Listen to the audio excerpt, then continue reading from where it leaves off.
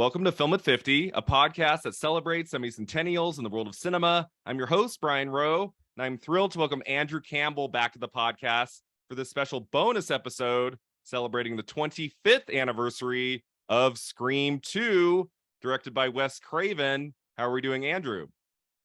I'm doing fantastic. I'm super excited to talk about one of the best sequels in general of all time. Absolutely one of the best horror sequels ever made. And the fact that the movie opened less than a year after the release of the first one is something we'll definitely need to get into. So I haven't been doing bonus episodes for a while. I'm a full-time teacher. I'm doing a YouTube channel now every week. Something had to go, Andrew. I said, okay, I don't want to lose the podcast. I love doing this. I have to let go of the bonus episodes. I was doing 2, maybe 3 a month for a while. There was even 2 months in a row where I did one every week. And that was a little nuts. Though I probably, if you go back into the archives, I probably have 50 or more bonus episodes, 25th anniversaries. I did some interviews. I did an interview with Julie Don Cole for Willy Wonka and the Chocolate Factory, and some really cool episodes back in the day. But at the very beginning of 2022, I had to let those go. But I was not going to let this year end without one bonus episode for the podcast about Scream 2, especially since we did a bonus episode a year ago about Scream 1, which I believe is my longest episode. I believe we talked for 2 hours and 40 minutes. Oh, it was, I mean, how could you not? Honestly, I felt like there was so way more to talk about.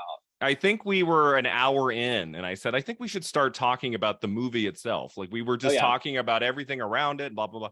And so to our listeners, I don't think we're going to make 2.5 hours today, but we got a lot to say about Scream 2. So you were not old enough to see this in a theater. I was, as I said before we started recording, like the first year I was really into movies, seeing everything every weekend was 1997. And that was kind of the first big year of Scream. So Scream 1 comes out at the end of December of 1996. It's not a big hit at first, right? It took about 3 to 5 weeks to really gain steam. I think it opened the first weekend, December 20th, 1996 weekend. I think it opened in number 6 or 7 or something on the box office charts. It was looked at in the first 3 days as, oh, this might be a failure. It'll probably go away. It maybe was a bad decision to release this right before Christmas, a horror film. Oh, yeah. But then word of mouth played a huge role in that movie's success. Everybody who saw it said, you have got to see Scream. It's amazing. And then by mid-January of 97, it was blowing up the box office charts, and it hit $100 million in the United States. I believe it opened with 6 million, and then it ended its run with 100 million. That's almost unheard of. That doesn't really happen, especially now. No, it's just, and think of Bros, it just came out and completely flopped, unfortunately. Yeah, 4 million or whatever. Yeah, it was horribly flopped. And I mean, and it's funny, when I was watching some stuff about Scream 2, and they were going over Scream 1, the history of that, and how at first it flopped and then it did really well. And it got so much publicity.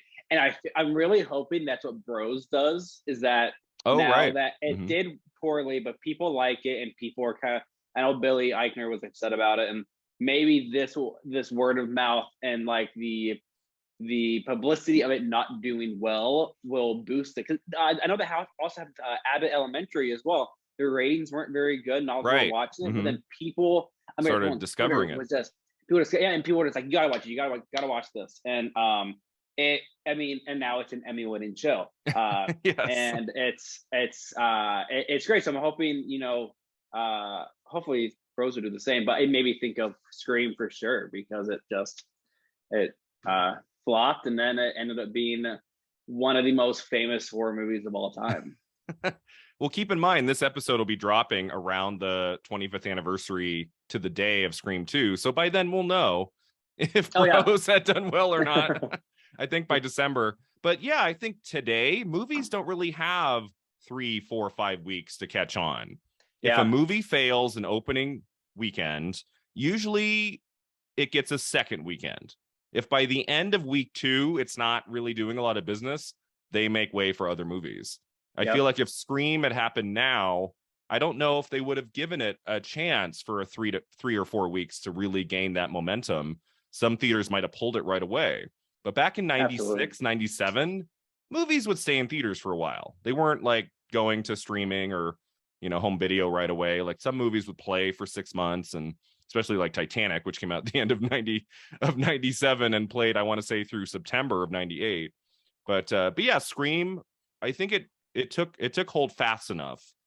By early January, not a whole lot of great content comes out in early January, which I think is why it was a cool idea to release Scream 1 at the end of December, because January is pretty empty. Like there's nowadays, sometimes there'll be 1 or 2 good movies, but usually that's kind of dumping ground for studios. And so those early weeks of January, when some kids are still out of school and blah, blah, blah, like they were finding Scream and being like, oh my God, this is really great. Because I don't think the marketing of Scream 1 was that great in terms of like the weeks leading up to the release. Because I was like pretty involved with seeing movies in 96, and I didn't even know what the movie was. Like on opening weekend, I opened up the paper. I might have said this on the last episode. And it said at the bottom, it said, Scream, the new thriller by Wes Craven. And this was like day 2 of its opening weekend. And I was like, oh, there's a new movie by Wes Craven. I had seen Nightmare on Elm Street. I'd seen some of his stuff. And I turned to my dad. I'm like, Dad, there's a new Wes Craven movie. Can we go? And I went to the movie knowing nothing. I had not seen a trailer. Like it was brand new to me. I was like, oh, this could be fun. I had no idea what I was in for and how great it was actually going to be. But I feel like that was like an innocent time in the 90s. Sometimes movies would creep up on you like that. Whereas now, I have to work hard to push against reading too much or watching too much. Yeah. And so that was kind of cool. And then I was one of those early people. I was telling people December 22nd, December 20th, you got to see Scream. This movie's great. Like it's playing one screen in my whole city. And it was so awesome. So I was a part of that word of mouth, just a little bit. and I'm honestly a little jealous because I mean that's why any opportunity I see like last year they had the 25th anniversary of Scream 1, so of course I was like got my friends and guys, I was like I have to see this in theater. I was like this is like something I have to do with my life, which is also right why you went to see it in the theater for the first time, right? And then the Scream 2022 movie, the trailer dropped the next day. I thought we were going to be special and get to see the trailer before the 25th anniversary of Scream, but we did not. And then tomorrow I'm seeing Scream 2 in theaters. Fathom Events is having a special screening. It's just Sunday and Monday only. And my friend and I are gonna go see Scream 2 in theaters. And I know they always play a little documentary kind of like short in the beginning of them, so you get to like kind of learn more about the making. Like, are they producing a new documentary of some kind for Scream 2 that plays before the movie in the theater? No, I think it's like old stuff. Because I know when we watched because they did that when we watched Scream 1 last year in theaters. They it was like stuff from like the things I had seen on DVDs, and they just did like a quick like 10-minute cut of it. And so I'm assuming they're going to do this again for Scream 2. Okay. Because there is a lot of, there's so much stuff around it. And I know like even, I know I had watched the Scream 2 sci-fi. Like I watched that last night. I did a little deep dive, and I know you sent a link for that, and I watched it, and boy, that was cheesy. Jerry O'Connell's like narration and hosting the special. Wow. It was so bad. I was like, they never do that these days. Like I was like, never. And it was kind of fun. I enjoyed watching it because it was kind of like, I know like so many actors want to be part of Scream 2 because they were just to it. And it was just I'm sure we'll get into it, but like it's such a it's so cool. Like I know Sarah Michelle Gellar said that she didn't even read the script. She just signed on, but didn't even care what it was. She's like, I'm a supporting actress. This would be wonderful, like to have fun, and I don't even care what my part is. She just we're definitely going to talk about Sarah Michelle Gellar. I learned something about her role in the movie last night that I had never heard before. Which some of the listeners might not know about this, but I did a deep dive on YouTube and I found some weird videos. And I was like, I didn't know that. So I'm going to tell you about that. You know what I'm talking about? I think I know what it is because I was fascinated by it. But so before we get into, we're going to kind of break down the movie, not every scene, but kind of go through from the first big scene with Jada Pinkett Smith all the way to the finale, and we'll kind of, you know, dive into the movie that way. But before we get into like the movie scene by scene, I'd like to just kind of talk about my experience in seeing it for the first time, and then I'd love to hear like your story of how you watched it for the first time, if it was like right after Scream. So I think it was on, yeah, this was 97. I didn't have DVD until the very end of 97. So I would have gotten, I think, the VHS, if they even had the VHS. I know I was watching Scream that summer of 97. And I spent the summer of 97 reading up every day on any piece of news I could find about Scream 2. It was the first movie I was ever like really following from beginning to end. Like, okay, oh, piece of casting news. Oh, there's something new about, they're shooting today. They're shooting in a school. Like, what are they, you know, I was like looking every day, like what I wanted to know everything, which probably wasn't the best choice, but I was just fascinated. And I'm like, wait, are they actually bringing this out at the end of the year? Like, it's going to come out a year later? Like, I was like, oh, they're going to shoot it in the summer, fall of 97, and then it'll probably come out like October of 98 or something. And that was not the case. They just like rushed this puppy out. Because I want to say March, April of 97, they announced it. They announced it's going to happen. And I think the big reason they did it so quickly in the summer was that they had Neve Campbell, who was on Party of Five, Courtney Cox on Friends, you know, Jerry O'Connell was on a show, Sarah Michelle Gellar was on Buffy, and all of these people spend 9 months of the year working on their shows, and they all have this very small window to film movies. And so I remember what was that interview I saw? It wasn't yesterday, it was a few weeks ago. I watched an old interview with Courtney Cox, and she was saying like, so yeah, basically for 2 years, I did Friends for 9 months, and then I shot Scream, and then I did another season of Friends, and then I shot Scream 2. So she's like, I just play Monica and Gail. That's all I do. But I mean, and two complete opposite people as well, which is like even that was so much fun. It was really exciting for me because I still am, but I was like a huge Friends fan. That was like the one sitcom my family and I would watch every Thursday night. Like, we were just hooked. We loved it. We still watch old episodes. It's really fun. Oh yeah. And that was also cool. And that I adored Friends. It was like my favorite, definitely my favorite comedy series at the time. And to then go see Scream, I remember I was like watching Scream. I'm like, oh, that's Courtney Cox from Friends. And it's just a completely different character. And as she talked about in interviews, she had to work to convince Wes Craven and company, like, I can do this part. I know you all know me from Friends right now, but I can do this. And they gave it to her.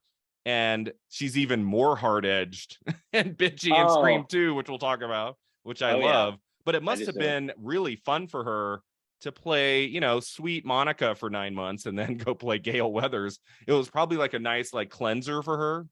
Like, now I can play like really bitchy, which was fun. So at the end of the summer of 97, I remember seeing a story that said it's opening in December. I was like, whoa, that is a fast turnaround.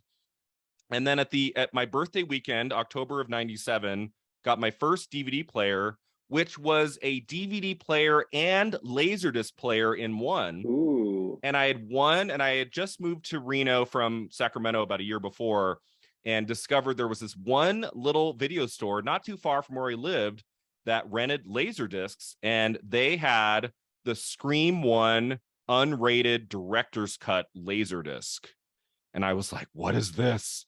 I don't know if we talked about it on the last episode, but it was like, 19 seconds of more footage. Like, you see a little bit more blood here and there. Yeah. Like the shot of Tatum getting her neck broken. Like, it's like, 7 more frames or something. It's like ridiculous. It didn't really add much, but it had the commentary by Wes Craven and Kevin Williamson. I just ate that up. And then as we were getting closer to release date of Scream 2, I was like, oh my God, I was so excited. I don't know if I've ever been that excited for a movie to go like opening night in the theater. I was like dying. I was like, oh my God. And what was so cool about it was they were bringing everyone back. It wasn't like a sequel in name only and a new set of characters. I wouldn't have really cared as much, but we were getting the main people back, everyone who had survived. And so I got this big group of friends. I want to say, I feel like I saw it on the Friday it came out, but that was a school day. So maybe it was Saturday. I can't remember. But I remember in the morning, I brought friends over. I had like 6 or 7 people. we watched Scream on Laserdisc, and then we went straight to the theater and we watched Scream 2. And I just remember sitting in that theater being like, how is this movie this good? Like, I was so prepared for disappointment. I was prepared to be like, oh, it's okay, but it's nothing compared to Scream 1. I will always say Scream 1 is the best of the franchise. Yeah. And maybe Wes Craven's best movie ever. But Scream 2 is fantastic. It's got a couple little things. Watching it again last night for the first time in many years, there are a couple things here and there that I think are and the final reveal of the killer, as we'll talk about, a little really? shaky.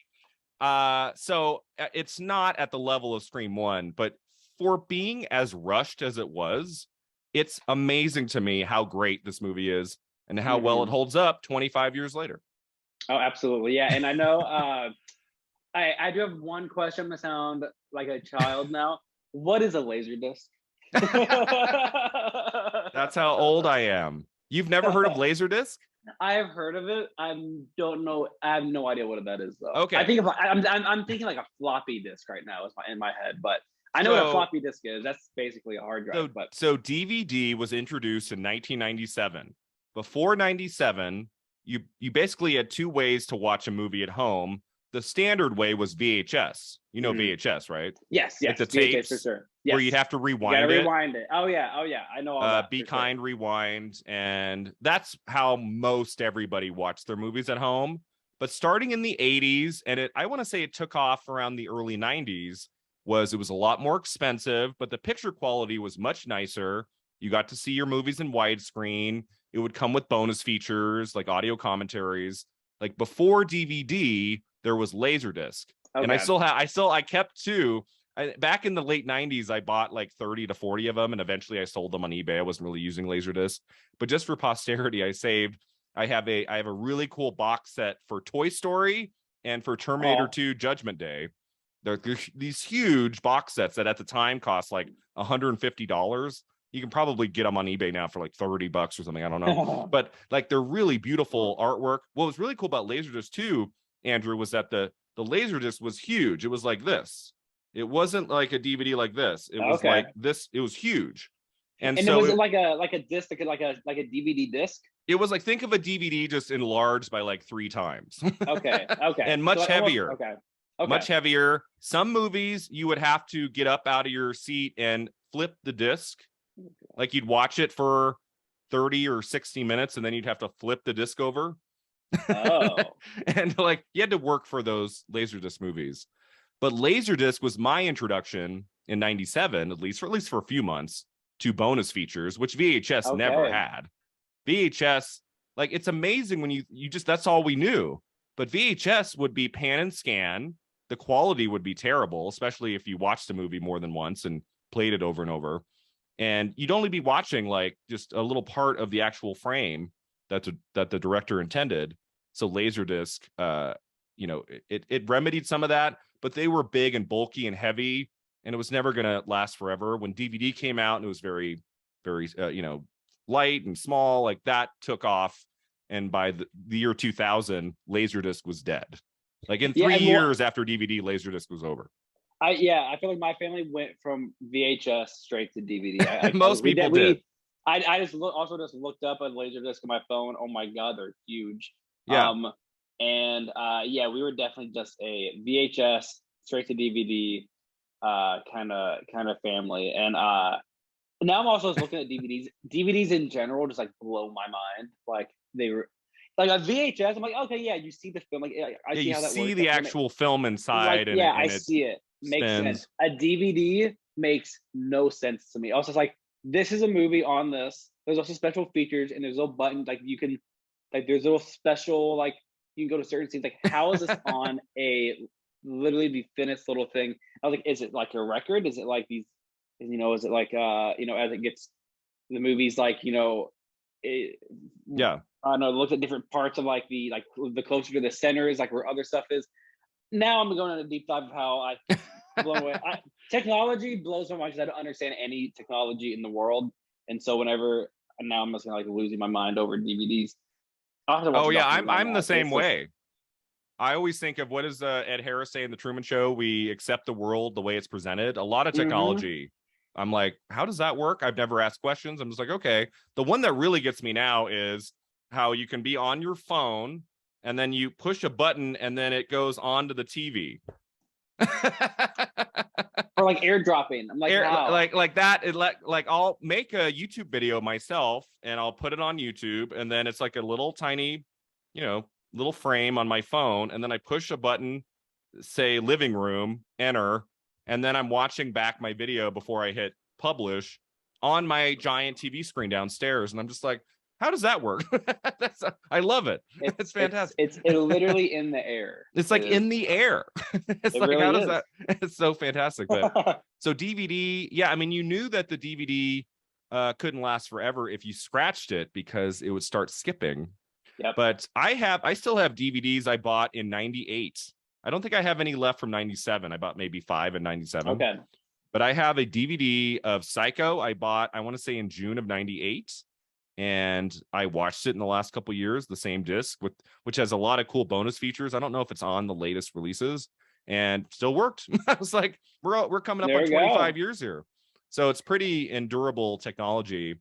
But so Scream, even if you don't have a Laserdisc player, Andrew, if you can find it cheap on eBay, it might be worth getting a copy of Scream 1 on Laserdisc. It's a really big, really pretty artwork for like on the front and back of the movie. That would be really cool. So I mean, I'm sure some people collect Laserdisc just for the artwork, and just like you can just put it up on the wall, and like like Blu-rays now, it's so sad. They're just like these little tiny pieces of artwork. There's nothing inside. Laserdisc, you would open it up and there'd be other stuff in there. There'd be booklets, and you would find all sorts of cool stuff.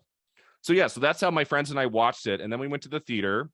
It was the Century Theater in Reno that was demolished a year later. I have all these wonderful memories of that old theater that was here. I lived in Reno for about 2 years before it was demolished to make room for additional parking lots for the Peppermill Hotel Casino. Oh God. It was removed for that reason, to make more so that more people could park there at the next door casino. And it was just like, I think it was built in the 70s or maybe even before, and it was kind of decrepit, but there was kind of the charm. And they had this one giant theater, and they had Scream 2 their opening weekend, and was just a thrill. It was one of those movies where you knew from that opening sequence, like, okay, this is not just going to be a pale imitation. This is going to be at least close to the level of quality we got in the first one, and that they're going to be ambitious, and they're going to do new things, and they're going to kill characters we don't expect, as we'll talk about. But what was your first do you remember when you first saw Scream 2? What did you just binge like the first 3 one day, or how did it work? No, not at all, which is it's one of those things where I feel like the movie's always has been in my life, like in general, almost like Halloween. Like my mom loved Halloween, and it was always on like in the background. Now with Scream, I do have a very distinct memories with Scream, and I think we talked about it before. I only ever saw the edited for TV version, so it was like always on TBS. Oh, that's not always on TBS. It was never a way to watch it, but luckily, I mean, there isn't too much gore where they have to like edit a lot of stuff out. But for me, when as a kid, I saw Scream 3 more than any of them, unfortunately. Oh, really? And then I saw Scream 2 more than I saw Scream 1. And it was always because I would when it would always come on TBS. It had marathons of it. But now I remember I would get migraines as a kid, and I would just huddle up in my parents' bedroom and hide underneath the covers, and just like, because I was a baby and I could not take medicine. I didn't want to do it. I couldn't do it. And I would just it would be an all day migraine. Like it was like throwing up, all that stuff. But Scream was always on TV. So I always that's how I watched it, is when I was sick. I was like, okay, I'm watching Scream. It was always Scream 3 and Scream 2. They never played Scream 1 very much. And I'm thinking, I wonder if maybe there's some copyright stuff, or maybe it was just like maybe the concept of it. Because like Scream 3 was easy to edit for gore, because because of Columbine. Scream 3, it's very, very toned down for sure. Yeah. And because Columbine was in April of '99, I want to say, or May. And then they went into production on Scream 3, I want to say in June, July. So I watched the video last night a little bit about Scream 3, and they were talking about Wes Craven did have to tone the violence down for 3 because it was right after Columbine. Yeah. And then that makes sense. And but yeah, Scream 2 was always just like it's on, like so you don't have a memory of watching it for the first time. I don't well, and I know for like Scream 1, the strongest memory I have of that movie was my brother was watching it. He had stayed home from school because he was sick. I don't know if he was definitely sick or not. But I got up for school. It was like 6 a.m. and it was like it must have been, I don't know how daylight saving times work. It was dark outside still. But it was early mornings, dark outside, and he was watching Scream, and it was the opening with Drew Barrymore. And I was scared of it. My mom made me leave the room. She was like, "You can't watch this." And I was like, but I want to. And I think, and that is my first like full memory of like Scream, is like I wanted to go watch it. And then eventually I did. I was never like I sat down and watched it. It was always, it was on, and I just always ended up watching. I don't think because there is a lot of humor to it, and there is like it's not a horrifying, gory movie. And that's why as a kid I was always willing to have it on, because it didn't scare me at all. It wasn't a very scary movie. No. And so it just always existed for me. And that's funny. But that's why, like, when I went to go see Scream 4 and then Scream 2022, like I was unbelievably hyped to go see. But I mean, I was like you for like Scream 2. Like I was on the internet reading everything. IMDb for Scream 4. I was like just reading everything. And I know they had Spike had their Scream Awards. And then they released, and it was the first year they'd had that award. It was just for horror movies. And that's when they released the trailer for Scream 4. And I was just like, I was losing it. I was so excited. And then I saw it in theaters, and I saw it at like 4 p.m. opening weekend. Not a good time to go to the movie. There was nobody there. My sister Scream had to 4? take Scream 4, yeah. Okay. My sister took my friend and I, because I couldn't see a rated R movie yet. I was a baby. And oh my God. This mother brought her like 3 kids with her, and who were like toddlers, and they were screaming and crying during the movie. Because of course, Scream 4 is very violent. It's much more violent than the first 3 than 3. And then these kids are just screaming. I was obsessed. And then with the Scream 2022, I remember seeing it. I literally had like all my friends. It felt like it feels like it's my birthday today. I was just like, I am so excited. And I invited them all over. And it was like a group of like 6 or 7 of us, and we went and saw Scream 2022. And I was nervous. Like I was sick to my stomach. I was like, I don't want them to mess this up. I'm so nervous about this. I was the same way, because it's not Craven. So I was like, yeah, exactly. Yeah. And as we've talked about a little bit in the last year, I've warmed up to Scream 2022 a little bit, but it's like, for me, it's not even in the same ballpark as the other 4, but that's just me. No. I agree. I mean, I really do. Even 3. I did very much. Yeah.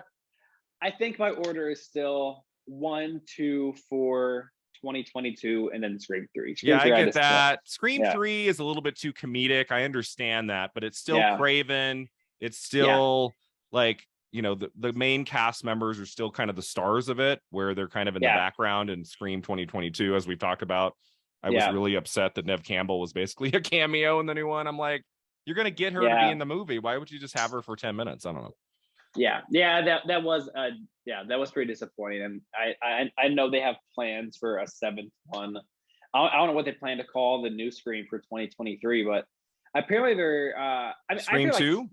I think they should call it Scream Part 2 and then Scream Part 3, because I feel like that would be a little different. But I think they might call it Scream with an exclamation point, or Scream with. I think there's a rumor it was Scream 2 exclamation points. I hope not. That's really kind of tacky. But I don't know what they call it outside of Scream 2. I feel, I mean, Halloween did hit kills and ends, so maybe they'll do like Scream Again, Scream Finale, or something like that. I don't know, but it's gonna be really confusing to audiences, like if it's called Scream 2. It's like, what? I bet they've been trying to figure that out forever, because I'm just like, I'm nervous to figure out what the name is, to be honest. Like, I do think it's interesting that Scream 2 came out so quickly after 1. And then we have what we have almost more than a decade between Scream 4 and Scream 2022. And then we have, it's just a little bit over a year. They've already wrapped production on Scream 6 and it's coming out in March. So like we're like by the time this drops, like we're gonna just be a few months away. And and according to everything I've seen, Nev is not in it. So my interest is like way down, way low. Way down. You still get Courtney Cox, so that's something. I mean, of course I'll see it opening weekend. But given my kind of tepid response to the last one and the fact that they did make it really fast, I'm intrigued that it's in New York. That's kind of cool. That's the one thing about it I'm kind of intrigued by. But I'm like, they're probably going to kill Courtney. They're probably going to kill Gail and set up at the end for maybe Nev to come back for I'm assuming it's a new trilogy, right? That's what they're all doing. It's probably going to be a 2 more. So I know that what I had read as well. So I muted Scream stuff on Twitter because Twitter, I got really annoyed because they kept on showing me, they kept on like showing too much that I didn't want to see, like behind, like, oh, like they're on set filming things today. I was like, I don't want, like, to me that can give stuff away. So I have been avoiding it much more. Basically, I don't want any spoilers. And so I know they do plan to make a Scream 7, and I'm excited for Kirby to be back. I really hope they don't kill her off in the beginning. Yeah, that's cool. So I feel like, oh, maybe they're just bringing back all these like potential survivors. So I feel I actually what I would love is if I really want Parker Posey to come back, because I feel like there's a chance. Like, she got stabbed in the back. She died. I don't know. She was dead. But she just got stabbed in the back, like I think like 2 times, and I was like, and you didn't like see her like guts hanging out. So I was like, she could have just like passed out, and they like she could have. There's room for her to be okay. I mean, that's true. Sometimes if you don't like, that's why Kirby made sense, because she's still breathing the last frame we see her in 4. So we didn't actually see her die. But Parker Posey, isn't she like on the ground, not moving? And so, like, Courtney Cox screams.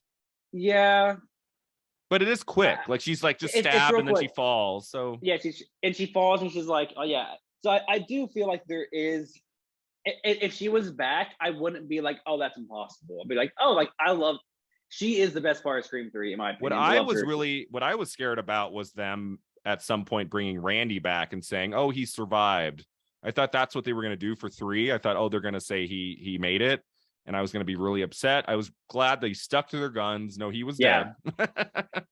He was dead. And And I remember the actress that played Randy's sister in the 3rd one. Oh, yeah. She was just on a podcast recently. Heather Matarazzo?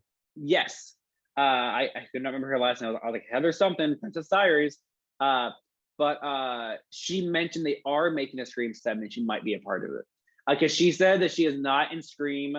She is not in Scream 6. But she did mention that they are making a Scream 7 and that she hopes that she thinks she'll be a part of it. Now I'm like, are you allowed to say that? I don't know if like I was like, is that like under wraps? But I mean, it looks I don't know. I still feel like something's going on with Nev Campbell. Like I do too. Yep. I feel like, I mean, because I go back to Andrew Garfield for Spider-Man No Way Home, who spent months saying, I'm not in that. Yeah. Like he made it so believable. He's like, no, Toby and I, like, that's just a weird rumor. We're not. And then of course they're in the movie.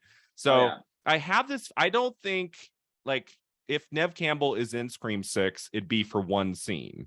Yes. Like, I could see her cameoing at the very end of the movie with something that sets up the 3rd and final of this trilogy, and then she'd be a big part of the 7th one. That's what makes sense to me. Yes. And I feel like they could film that in secret, like just like a day, like where she's like, okay, let's tell the world I'm not in it. And although I feel like she wouldn't have talked about the pay thing so much if it was because that seemed kind of like that was kind of painting the group of Scream 6 in a bad light. It was. So I'm like, if she's in it, even in a small part at the end, I feel like that was a weird thing to say. She could have just said, oh, there were scheduling conflicts. She's on that Netflix show, The Lincoln Lawyer. Like she could have said, "Oh, I'm shooting season 2, and we weren't able to work it out, and so I'm not going to be." She could have just said that, but she was talking like in interviews. She was talking about how they gave her an offer, and it was not up to par of what she thought she deserved, so she said no, and that seemed very real to me. And it did.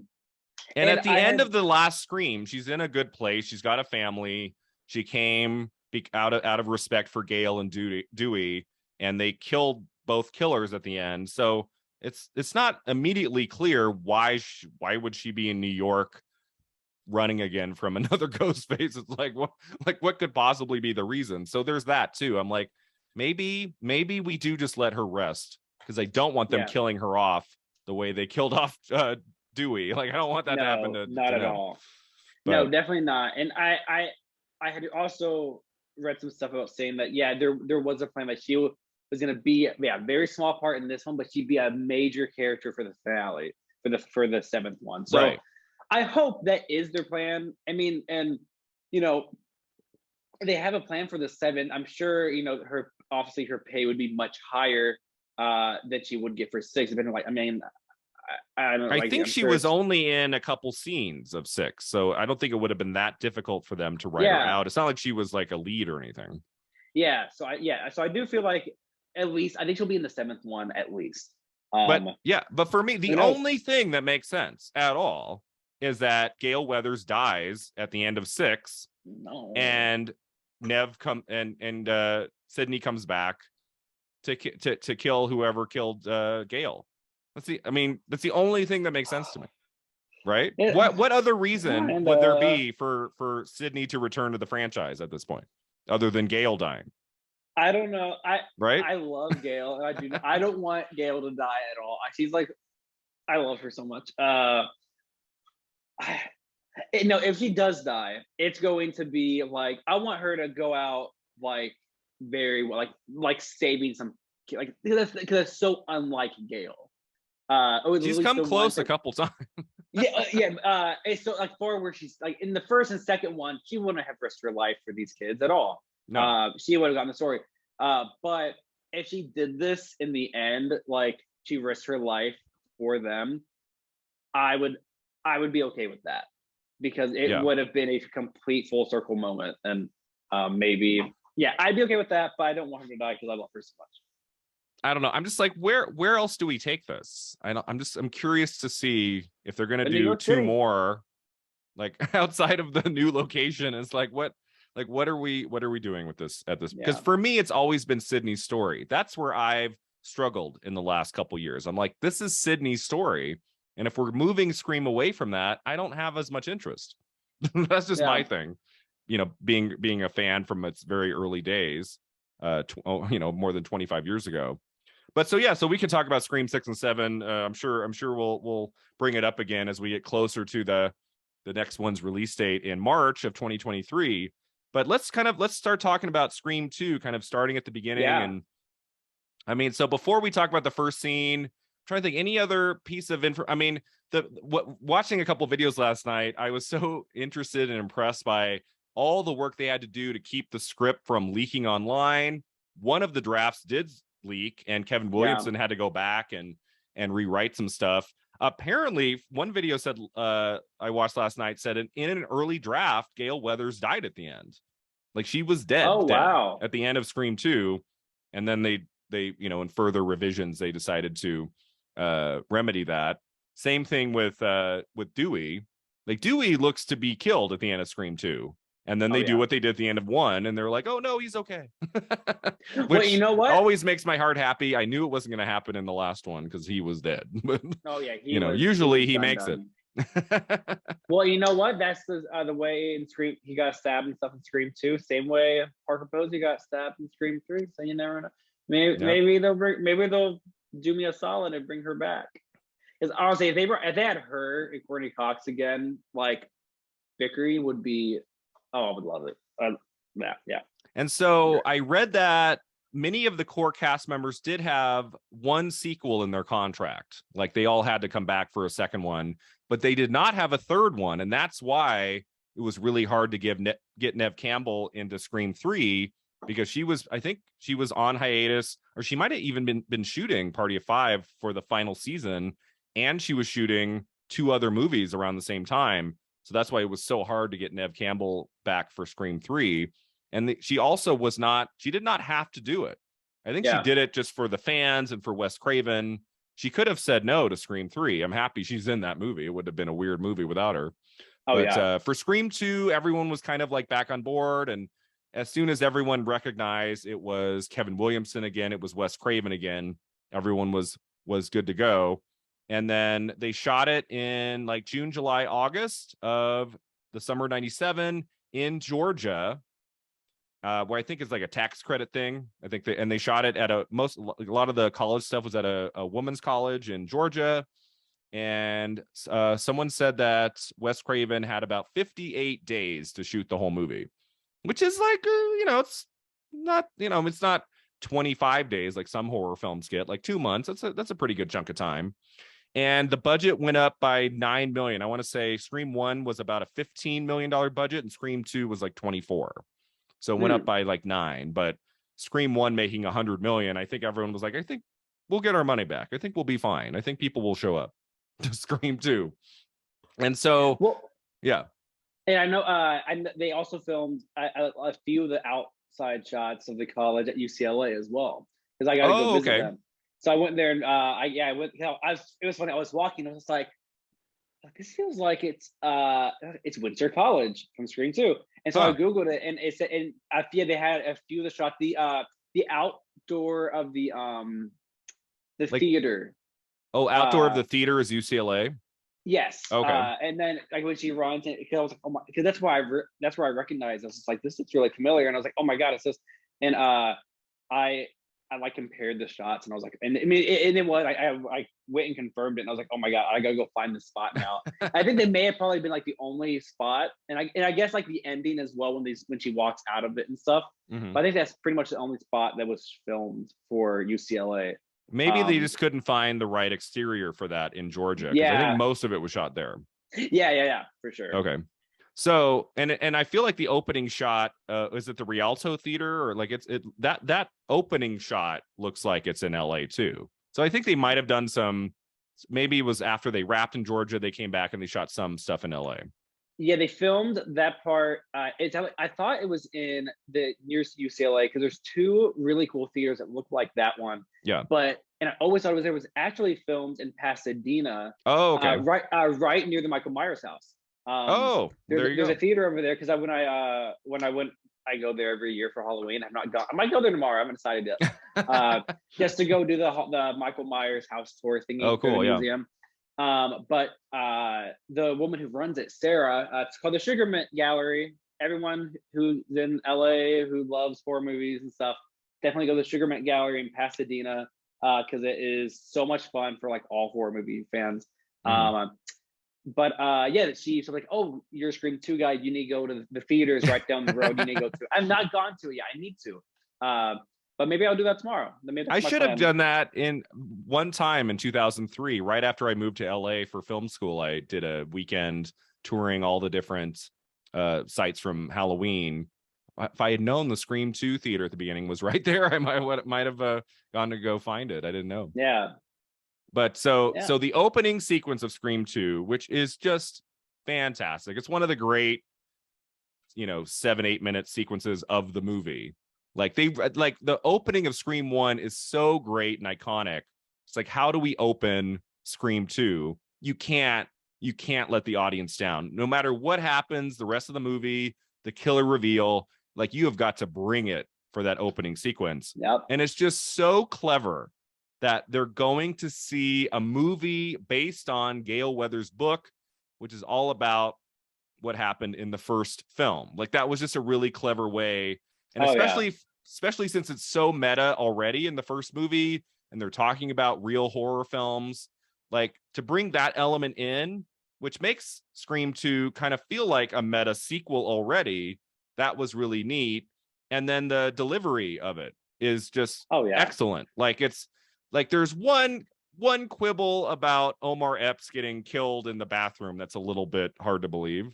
Yeah, but everything with Jada Pinkett Smith in the theater, all of her dialogue, and she's like, and I'm a huge Sandra Bullock fan, so it always brings a smile to my face. Yeah. When the movie opens with them talking about Sandra, and they're like, Sandra's playing down the street, like we could go to that. And he's like, no, come on, let's see this instead. And just the fandom in the theater is really exciting. I mean, I didn't have that level of fandom when I saw Scream 4, which was its one and only midnight showing in Reno that night, the night before it opened in full. And it was like a sold out screening, and everyone there was were huge Scream fans. So there was a lot of talking at the screen. I remember that was fun.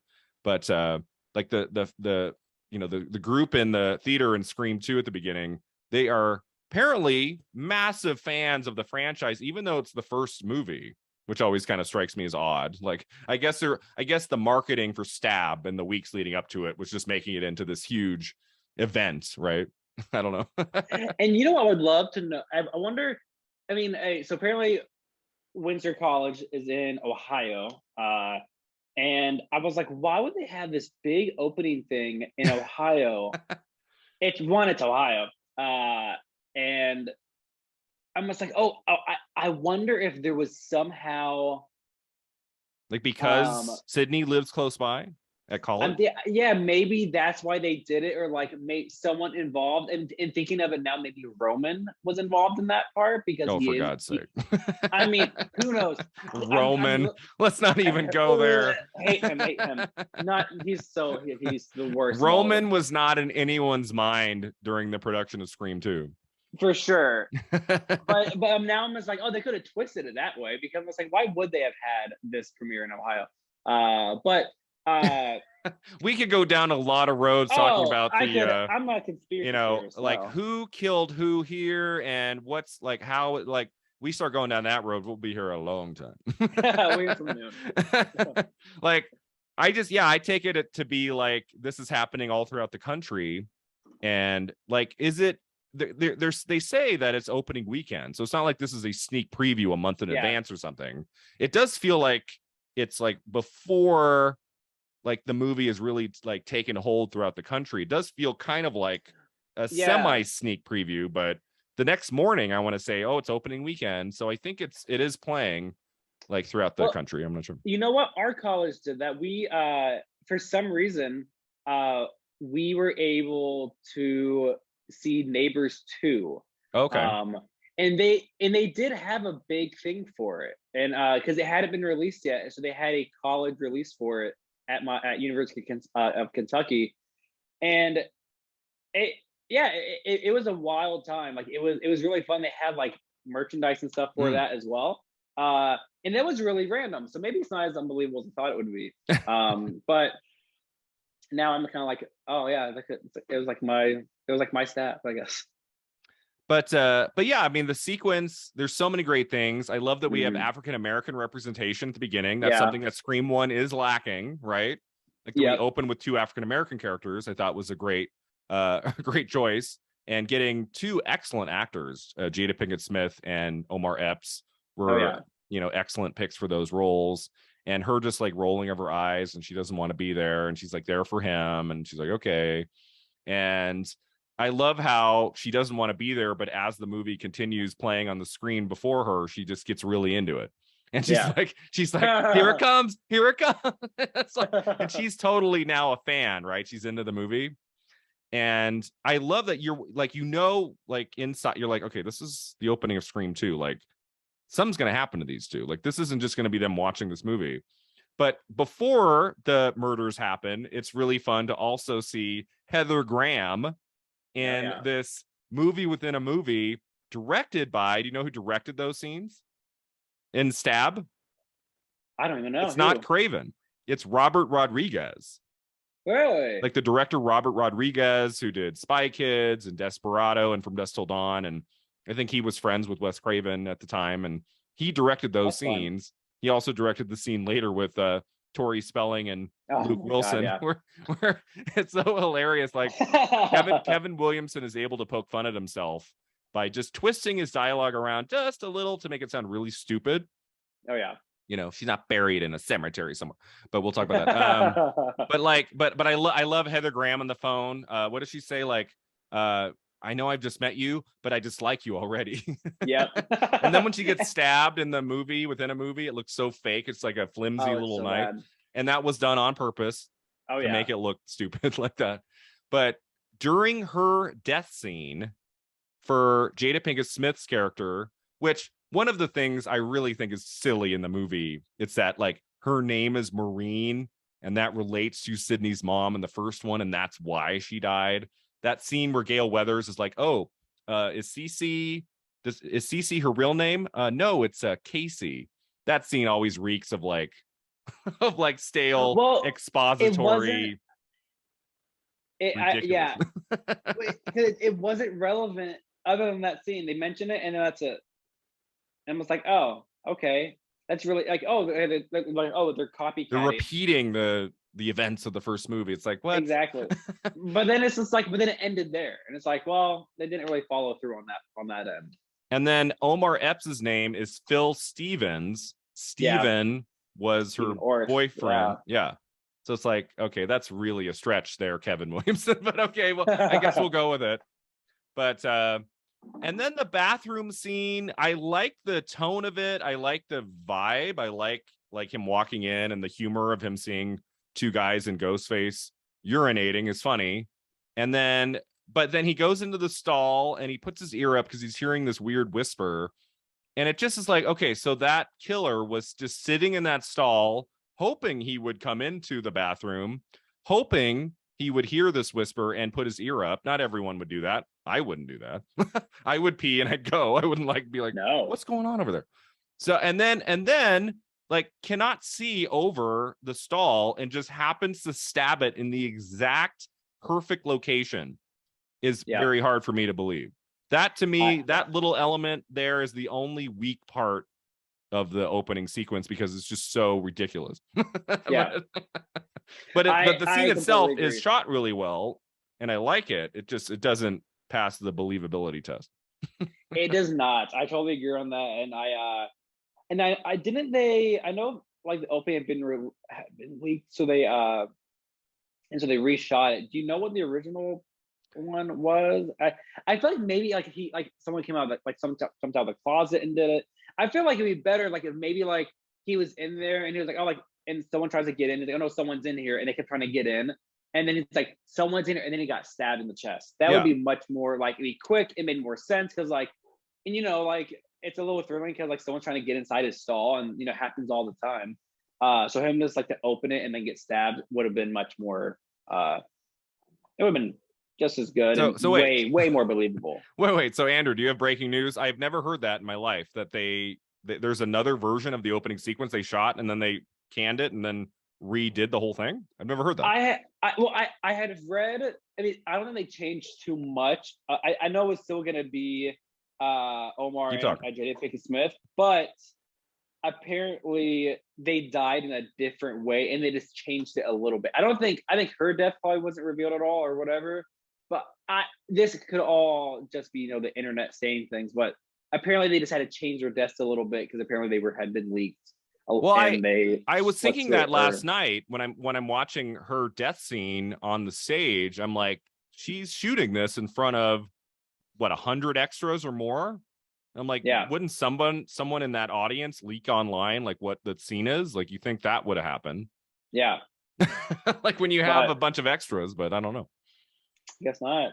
But so the end of that scene, it's so great because Wes Craven has set up this environment to make it so that everyone is stabbing each other and no one knows she's actually getting killed. And that's really creepy.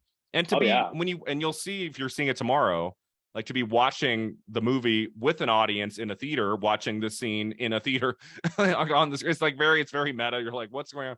And then, and it's almost like she's looking out at us. Like, she's like, this isn't a joke. Death is not a joke. I'm dying. And I love how everyone gets quiet and that lovely score comes in. Like, there's some I'm watching this again I'm like, there's like 5 or 6 like score beats in this movie that are extraordinary and so emotional. And that, like, where it's got that kind of operatic, like a woman kind of like that voice comes in. I think it's the same one we hear when Marina's dying at the end of the opening sequence. I think it's the same one we hear when Dewey is maybe dying, and Courtney Cox is like Oh tearing yeah. up, and remember that when she's like pressing her forehead against the glass, like that scene, even though I know that he doesn't die, it's like it feels like he is, and she clearly has feelings for him. But yeah, and that's another thing I love about all the Screams, especially these first two, is the score, and it's so great, so operatic. And then she dies, and then Wes Craven stays on her face, her body, 5 seconds. Like, it's not just quick cut. It's like we stay on her, and she's like, ugh. And that's really powerful too. Like, the music cuts out, you don't hear anything. We're just staring at this dead, lifeless body, and then Scream 2.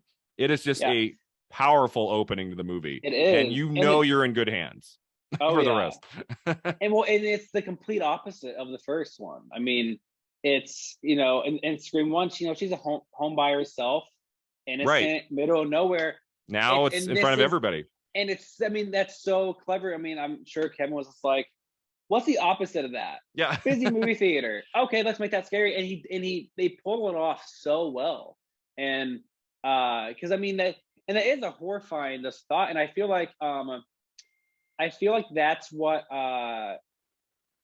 with the Scream 2023 coming out, whatever, with Scream 6. I feel like that's why they have it placed in New York. Right. It's almost like they're like, oh, what does Scream 2 do well? The opening, all these people. Okay, let's put Scream itself in New York City, one of the most populated places in the world. And so that's why I'm interested in seeing this new Scream 6, because I'm sure they're going to pull a lot of elements from Scream 2. Hopefully, because I think Scream 2 is so well loved, I'm sure they might bring a few things in. But it's interesting. That's like, New York is so busy, and I feel like that's, to me, it's a little ode to. Yeah, I mean, that's part of the reason I like Scream 3 more than others, because we do open the world up and we go to Hollywood in 3. I always like that idea. Do you know what Kevin Williamson wanted to do for Scream 3? It was something different. Have you watched I watched a video about it last night. I don't know if it's 100%, but like Scream 3 was meant to kind of feel more like Scream 4. Scream 3 with Kevin Williamson was going to go back to Woodsboro, and there was going to be a series of copycats coming after Sidney. And the movie was going to open with a copycat, Ghostface, trying to kill Sidney. And that's what sends her off into, seclusion for most of Scream 3. And it was some elements of the TV series The Following with Kevin Bacon played a role in Kevin Williamson's treatment for Scream 3. And then, according to a video I watched last night, the idea was that Stu Macher was going to be a survivor from Scream 1. He survived his injuries, and he was going to be the mastermind killer behind all 3 of the films. Yes. And there's more emotional investment with Matthew Lillard, Stu Macher. If that had been the reveal at the end of 3, even though I would have been like, he got a TV on his head and he died. Yeah. And you know what? It's funny you mentioned that, because I do remember, I think I listened to Matthew Lillard talk about this, about what the plan was for that. And I know, like, he was going to be in prison, but he had been organizing it, like from prison. And apparently they were saying, like, the end reveal was that Sidney was going to come to a house, and there were going to be just a bunch of dead kids. And then they all wake up, and it's all an act. And they were actually all involved in all of it, and it's all fake. I read that the idea so interesting. The idea they had for it was really a no-go after Columbine happened. Then it was we're going to go in a more comedic direction. Let's do it in LA and not have it be so bloody. And Kevin Williamson, I guess at the time, I mean, in 99, that was a busy man. He was doing like a couple shows, and he was directing his first movie, Teaching Mrs. Tingle, and he was doing a lot, and he just did not have the time to write Scream 3 at that moment. So they brought in Aaron Kruger, and that's a whole, conversation for another day. But I'm always intrigued, like, about what could have been if Kevin Williamson had written Scream 3 and it was his original idea. I'm very curious to see what that movie would have been. Maybe an alternate universe one day. Yeah, maybe. But I feel like if Stu was always meant to come back in 3, they needed to set that up with something in 2. They needed to say, they needed to have a scene with him or something. the way Sydney looks at Cotton Weary on the TV in Scream 1. Like there needed to be a moment in 2 where she like looks at the news and she's like, and there's some sort of reference to that he survived and he's in prison. Because if that had just been a reveal at the end of 3 with no setup that he had survived, that would have been like, what? Like, I think I would have cheered, but I also would have been like, wait. So yeah. But yeah, the worst. We'll talk about the killer reveals of 2. The worst one is the end of 3. That one's always just been like a wamp wamp. Yeah, total. But so after the Scream 2 title, we're now in a new environment. We're now on a college campus, which I think was the right choice. I think, I mean, you're meant to believe that Sydney's a senior in high school. I want to say at the end of in Scream 1. So she would be in college now. I think the movie is supposed to take place 2 years later, not 1. Even though it's a year later, the movie's release, I think it's supposed to be 2 years later, because they needed, like, Gale Weathers needed to write a book. It needed to come out. They needed to make a movie called Stab. There's no way that would have happened in 1 year. That probably would have taken like 5 years in reality, but we'll look past that. But so she's in college, and at the beginning of Scream 2, she's a little dismayed by the opening of this movie that's based on something that happened to her. But otherwise, she seems to be in a good place. Like she's moved on. She's confident. She wants to be an actress, which I always find interesting. That is an element that does not really play at all in any other film. Like in 1, in 3, in 4, she's a writer in 4. In 2, all of a sudden she has this interest in becoming an actress. I always find that interesting. You think there would have been a hint of that in 1? Yeah. Like something? Like she's like doing like a drama at school or something, like one scene but so now she's like, she has the lead of the show, and it's opening in 2 nights? Is that what she said? It's opening in 2 nights, she says to Dewey. I'm like, oh, that's a good week to be starting your show when the movie is opening based on these horrific events. But she's in a good place. I love her. I love her boyfriend. He's so wholesome that when you watch Scream 2 the whole time, you're like, oh, he's got to be bad. Like, there's no way he's that sweet and charming, and he's singing and jumping up on tables. And very hot, Jerry O'Connell, 97. Ooh. Jerry O'Connell. He's still very handsome today. Oh, he's still very handsome, yeah. And so that was good casting. You get the sense that something's going to be off with this guy. He's too perfect. And that's like, oh no, he was just perfect. Yep. And you just get a sense that things are okay until she discovers, 2 people were murdered last night at the screening. And now there's this big group of press outside at the campus, including Gale Weathers, who storms into her scene perfectly. Her outfit, her hair, her makeup, the way she just storms in. I love, she does this like look over her shoulder in her first shot of the movie. Yes. That I always notice every time. She puts the phone, she's on the phone, she puts it down, and she does this really like fast look over her shoulder, like she means business. Yes. And this is not the Gale we met in Scream 1. Like she's a best-selling author.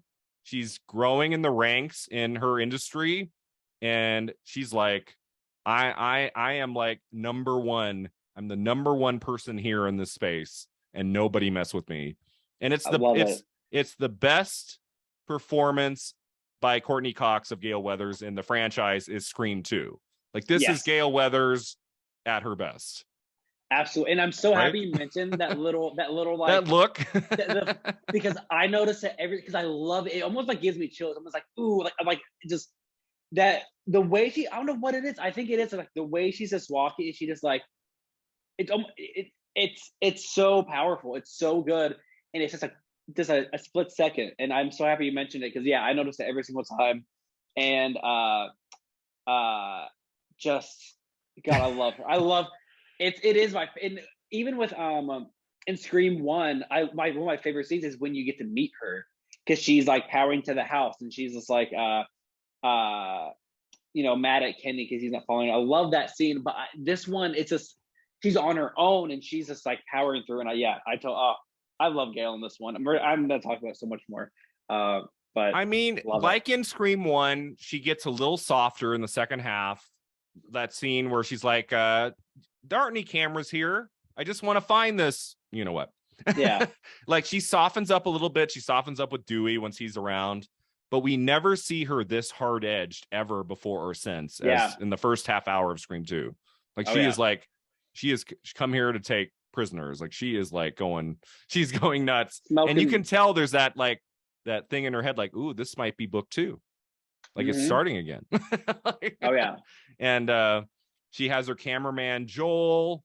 We get introduced to a lot of characters very quickly after the Scream 2 title comes on, and the next 10 minutes we're introduced to 7, 8, 9, maybe more major characters, and it all feels like we're not overwhelmed. Like we get a new boyfriend, we know Sydney, we know Gail, we know Randy, which his introduction in the film class scene talking about sequels is one of my favorite scenes of the movie. Do you like that scene where they're talking sequels?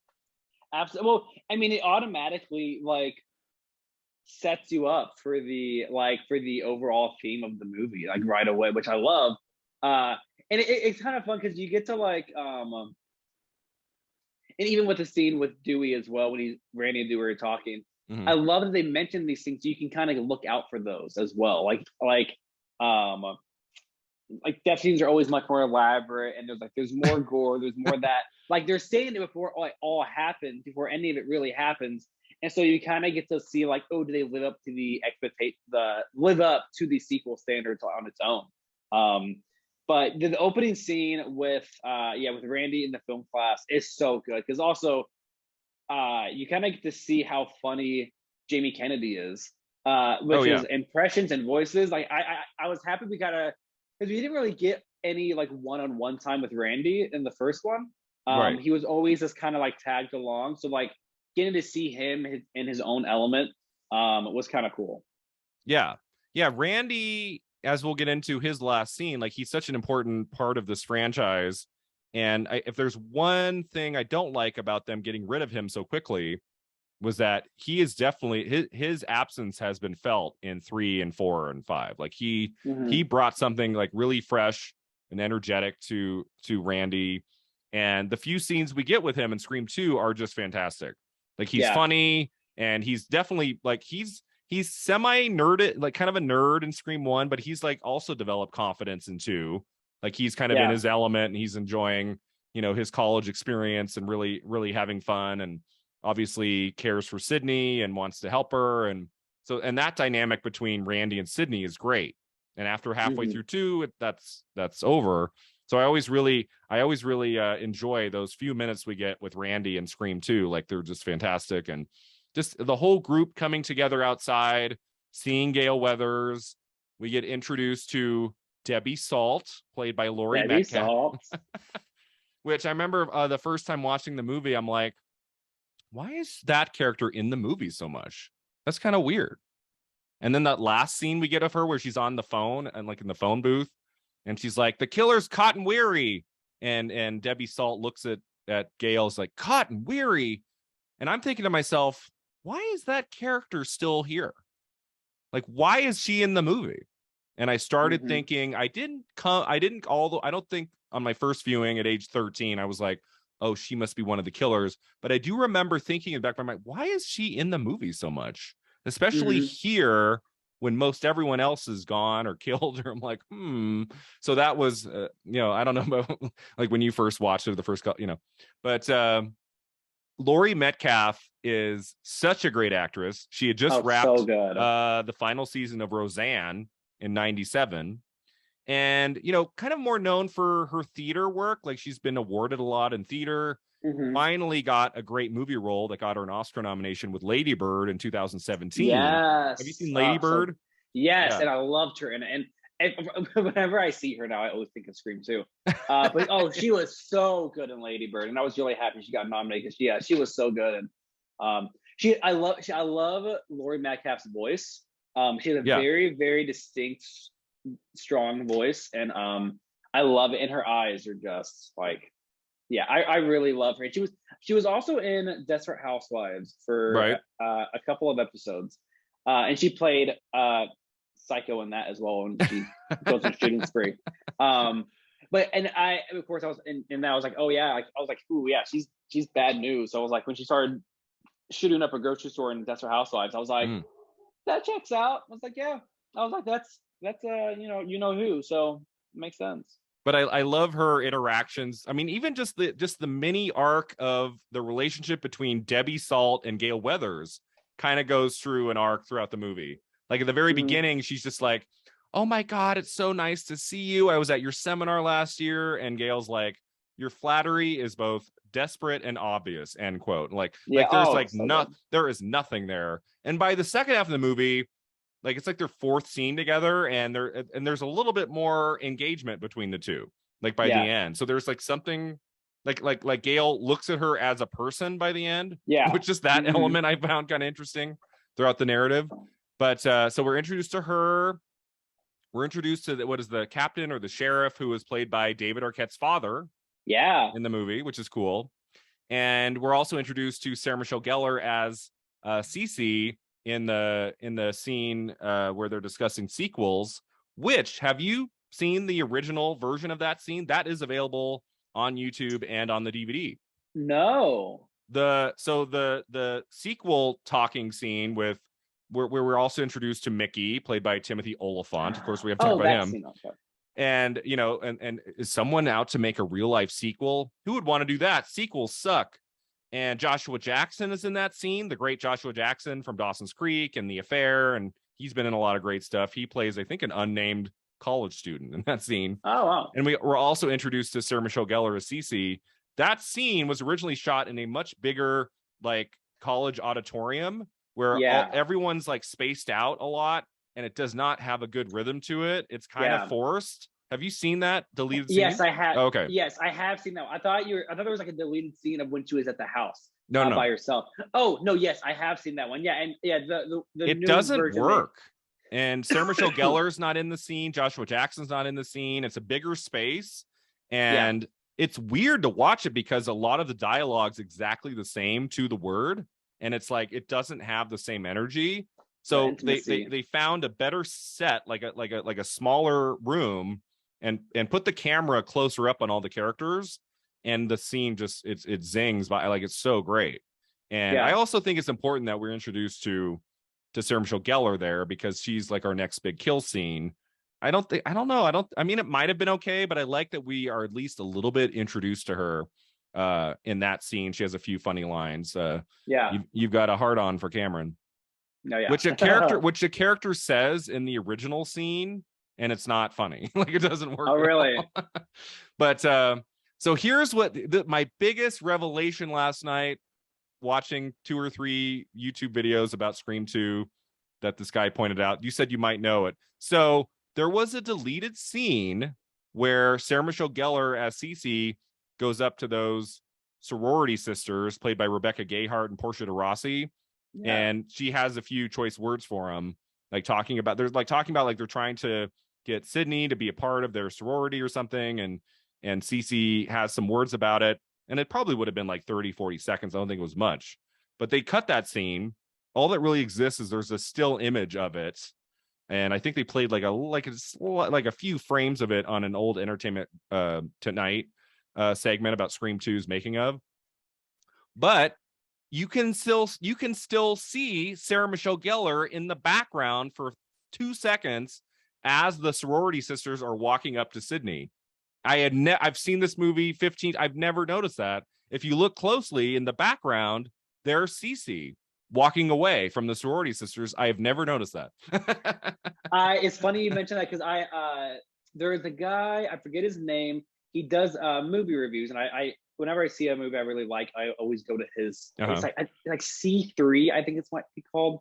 But he did a review. I watched his review of Scream 2022, and then I ended up watching his review of Scream 1, 2, 3, 4. Oh, okay. And he mentioned that whole thing with Cece, and he showed like the images and like all that stuff. So I just learned about that. I mean, maybe just a couple months ago. But when I go see it tomorrow, I'll definitely pay attention for it. Like, look for her on the big screen in the background. It's like she kind of disappears behind another person, so you have to be really looking for it. It's not like she's visibly there for 10 seconds in the back. Like, it's like she's walking away. But I rewound it, and I like got up close to my TV, and I'm like, oh yeah, there she is walking away, and she's kind of looking off, kind of pissed. And I'm like, oh, so like I've always thought of Sarah Michelle Gellar is in 2 scenes in Scream 2. She's in the sequel chat scene, and she's in her death scene sequence. And no, she's in a 3rd scene in the movie. I didn't know. So that was like my big revelation last night about Scream 2. I love when I discover new things about movies I adore and I've seen over and over. Like I like some of the great movies that I watch all the time. There's usually something new I discover every time I watch it. That's what makes it fun. Oh yeah. Once we've discovered everything about Scream 2, then it's, I guess, time to move on. I don't know. But so let's go to the Sarah Michelle Gellar sequence at the house. What do we like about that sequence in the movie where she's by herself at the sorority house, she's watching TV, and a guy calls her. She thinks it's one of her guy friends drunk, and he's like, nope, that's not me. And just the kind of the pacing and how that sequence plays out all the way to her being thrown off the balcony. What do you think of that sequence in Scream 2? I wish there was a little bit more of the chase. It's kind of quick. It was very quick. She doesn't put up a fight. No, she doesn't. She's like, I wish because I think something that a part of Scream 1 with Drew Barrymore. I mean, because I think those are 2 scenes to compare pretty easy. Yeah, they're kind of similar. Mm-hmm. Like the part where Drew Barrymore almost gets to help with her parents. That's to me a super powerful scene. I was just like, oh my god, makes me so sad. But then maybe somehow, maybe she was smart and she did run out of the house. And then maybe he like dragged her back in and then closed the door. Maybe something a little bit like that, just to like add on a little more. Because he just chased her up the stairs. He stabbed her back through the window. I'm like, oh, I felt like they had a lot of build up to it. Yeah. And the build up was really good. I like when you see him sneak in. Now it made no sense because he was talking, but then he wasn't talking when he was going in. I was like, wait, this makes that. Oh, like that where's the phone? Well, there's 2 killers, so. Yeah.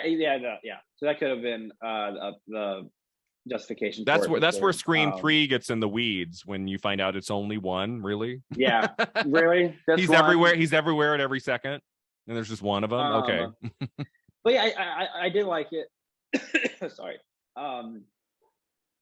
Yeah, it felt a little abrupt because the buildup was so good, and then the ending was kind of quick. But I'm not mad at it at all. I never like watch and be like, oh, I hate that. Well, I love Sarah Michelle Gellar. I have missed her in film and television. I have not watched her new film. She's in a new Netflix movie called Do Revenge, which I guess she plays a small role in that. I've been meaning to watch it. It's on my list because she's been away from movies and TV for, I want to say 5 or 6 years. It's been a while. I mean, she has kids. I think she's, kind of more of a mom right now. But in '97, she was the hot new thing. That's the year that Buffy started. 2 months before Scream 2, she's in I Know What You Did Last Summer, which is another. I mean, I could have done an episode on that movie for the bonus episode. Do you like I Know What You Did Last Summer? Also written by Kevin Williamson. Not as much. Not more really, more of a standard slasher. Yeah, it's pretty standard. Yeah. But that was my year discovering Sarah Michelle Gellar and finding out she was in Scream 2. And then it's like, oh, the reason that she's only in a little bit of Scream 2 and didn't read the script was that she only had a small window of time between Buffy season 1 and season 2. Yeah. And she shot I Know What You Did Last Summer during that time. Oh, wow. So I think she's like squeezed in Scream 2, like right at the end of her summer break before she went back to Buffy. And that's why she's only in a couple scenes. I mean, maybe that would have been this, maybe she would have still been in 2 scenes if she had the whole summer. I don't know. But I love her scene now because she's such a badass on Buffy the Vampire Slayer. Have you seen Buffy the series? It's on Hulu. Yes, I've seen a couple episodes of it. It's my favorite show of all time. Really, number one. My friend Amanda is obsessed. It's her it favorite is kid. She has tattoos of it. And one day maybe I'll get into it. I've watched the episode. I'm like, this is a little cheesy, but I feel here's the thing. I could get into it eventually. Season 1 is just okay. Like there's I want to say there's 2 episodes in season 1 I really like, but it doesn't. They didn't have a lot of great production value in season 1. You can tell they didn't have a budget, so it doesn't look great. It's about get to halfway through season 2, and I know people say that all the time. Like, oh, just give it 2 seasons, and I like roll my eyes at that. but trust me, I have seen a lot of television and a lot of movies, and I would not tell you, Andrew, Buffy the Vampire Slayer, once you get to the end of season 2, is a ride unlike any other show I've ever seen. And seasons 2, 3, 4, 5, and 6, some of the finest television I have ever watched. It is spectacular. And Sarah Michelle Gellar is the star, and she is great on that show. And so to see her in any movies always brings a smile to my face. Even Southland Tales, Andrew, which is a notoriously terrible movie with The Rock. But Scream 2, I think she's in the movie just the right amount. Mm-hmm. And what I love the most is being such a Buffy fan who's such a badass, to see Sarah Michelle Gellar play a character who has no ability to fight back at all. She's just like, and dead. Like Buffy would have kicked Ghostface's ass very quickly. And Cece's just like, I'm helpless. So that's kind of like a fun reversal for her. I remember one of the biggest jump scares in the movie when I saw it opening day in 97 was when she walks like down that hallway and her friend comes out from behind her, and there's that jump. Oh yeah. Which is like probably the most like standard silly jump scare in the whole movie. It means nothing. I still remember 25 years on, that got an enormous jump in my theater. I remember that. Not funny. So much when Ghostface actually opens the door. Like that got kind of like but like her friend appearing was like, whoa, like everybody like lifted off of their seats. I would have loved to have been there for that one, because like I think also with when he pops out the door, it's a little predictable. You're like, oh, there's a door behind her. It's gonna he's you kind of see it coming. But yeah, I think because she's mid convert, like she's kind of the conversation just started. They're not gonna like do it like that. So, and I think you're so focused on what's upstairs, because like I think she's checking up the stairs. Yeah, she's looking upstairs. And that's the fact, that was a nice trick for sure. And then the last thing I have to say about the scene, which I love, is that of all movies she's watching on TV at the end there, she's watching Nosferatu, the classic vampire movie. I can't imagine that was a coincidence that the star of Buffy the Vampire Slayer would appear in Scream 2 for a few minutes and Nosferatu is playing on TV. I thought that was cool. But and that just, with movies like this, every new death, it just, ups the tension, ups the stakes. Now more people are dying. Now it's a serial killer and Gale's in the midst of it. And I love that we have this drawn out suspense sequence and Sarah Michelle Gellar being flung off. And we could have had like 10 minutes of quiet. It could have just been, okay, we've had our scene of tension. Now we can kind of relax. And in the next 2-3 minutes, Ghostface is chasing Sydney at the party house. And that is one of my favorite scenes in the movie as well, because it is so sudden. Like I feel like it broke a rule almost, like a horror rule. It's like we've barely caught our breath. Yeah, like I mean, it was like what, just a couple of minutes, and then boom. Like I really loved it. It came out of nowhere, and also, she is surrounded by all those people. And it almost kind of plays on the whole element of the opening. Mm-hmm. We're like, she's safe. This is fine. Like it's public. Nothing bad happens in public. And it's it is such a fun scene. And she, when the phone rings and she's just like, oh my gosh, I already know what this is about. Well, what's interesting, I always why does she's walking out of the house and the phone rings and her boyfriend's like, come on, let's go. And she's like, just a sec. And she turns back around and answers the phone. I'm almost like, why did she answer the phone? Maybe she just knew in her gut, like something bad was coming and she can't avoid it. I need to just face it head on and let me answer this phone call. But I mean, at the party house, again, there's a lot of people around. You don't think anything will happen, at least at first. Who we have to mention real quick, who's in the background of that first scene at the college party, right? With the blonde hair. Blonde hair. Matthew Lillard is in the background. I didn't know that. You didn't know that? No. Yeah. That's so cool. So in that scene, when she first arrives at the party house and she's talking to DeRossi and Gayheart, in the background, out of focus, there's a blonde man like saying hi to a other guy, and that's Matthew Lillard from Scream 1. He was visiting the set. He was visiting the set that day, and Wes Craven said, "We'll just put you in the background."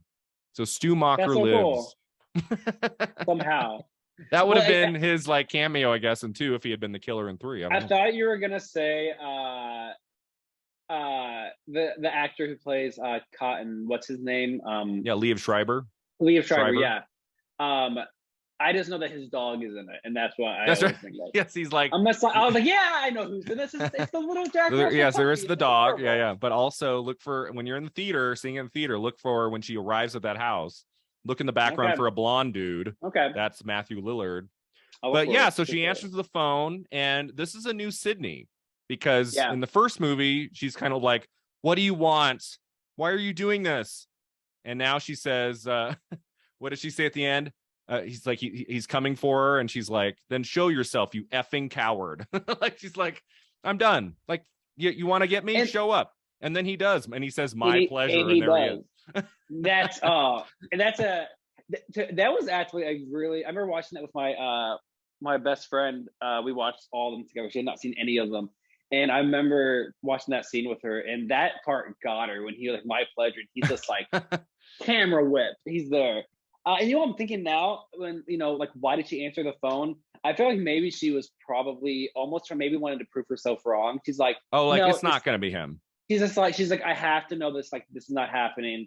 She's like, this is just a coincidence, but I have to go prove myself. Like, I have to answer it to tell myself it's all fine. Right. But nope. Nope. And so, it's that's time, probably it's time to go for him. That's probably the clumsiest Ghostface is in the entire movie. Oh, he's yeah. just like falling over every chair, every couch. He's just sprawling on. I'm like, what are you doing? Yeah.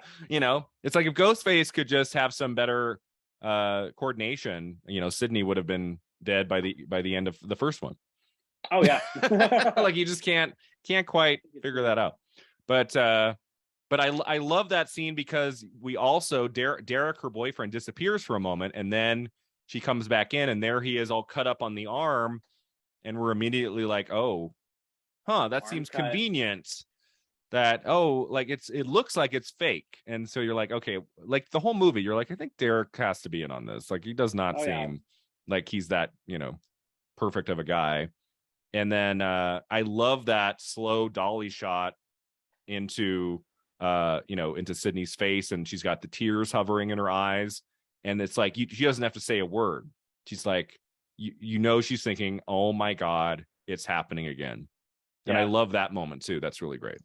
That is a really wonderful moment. And also like the arm slashing thing. They do that in 4 and 5 now with with Emma Roberts. She got slashed on the arm, but she ended, of course, being the killer. And then Quaid.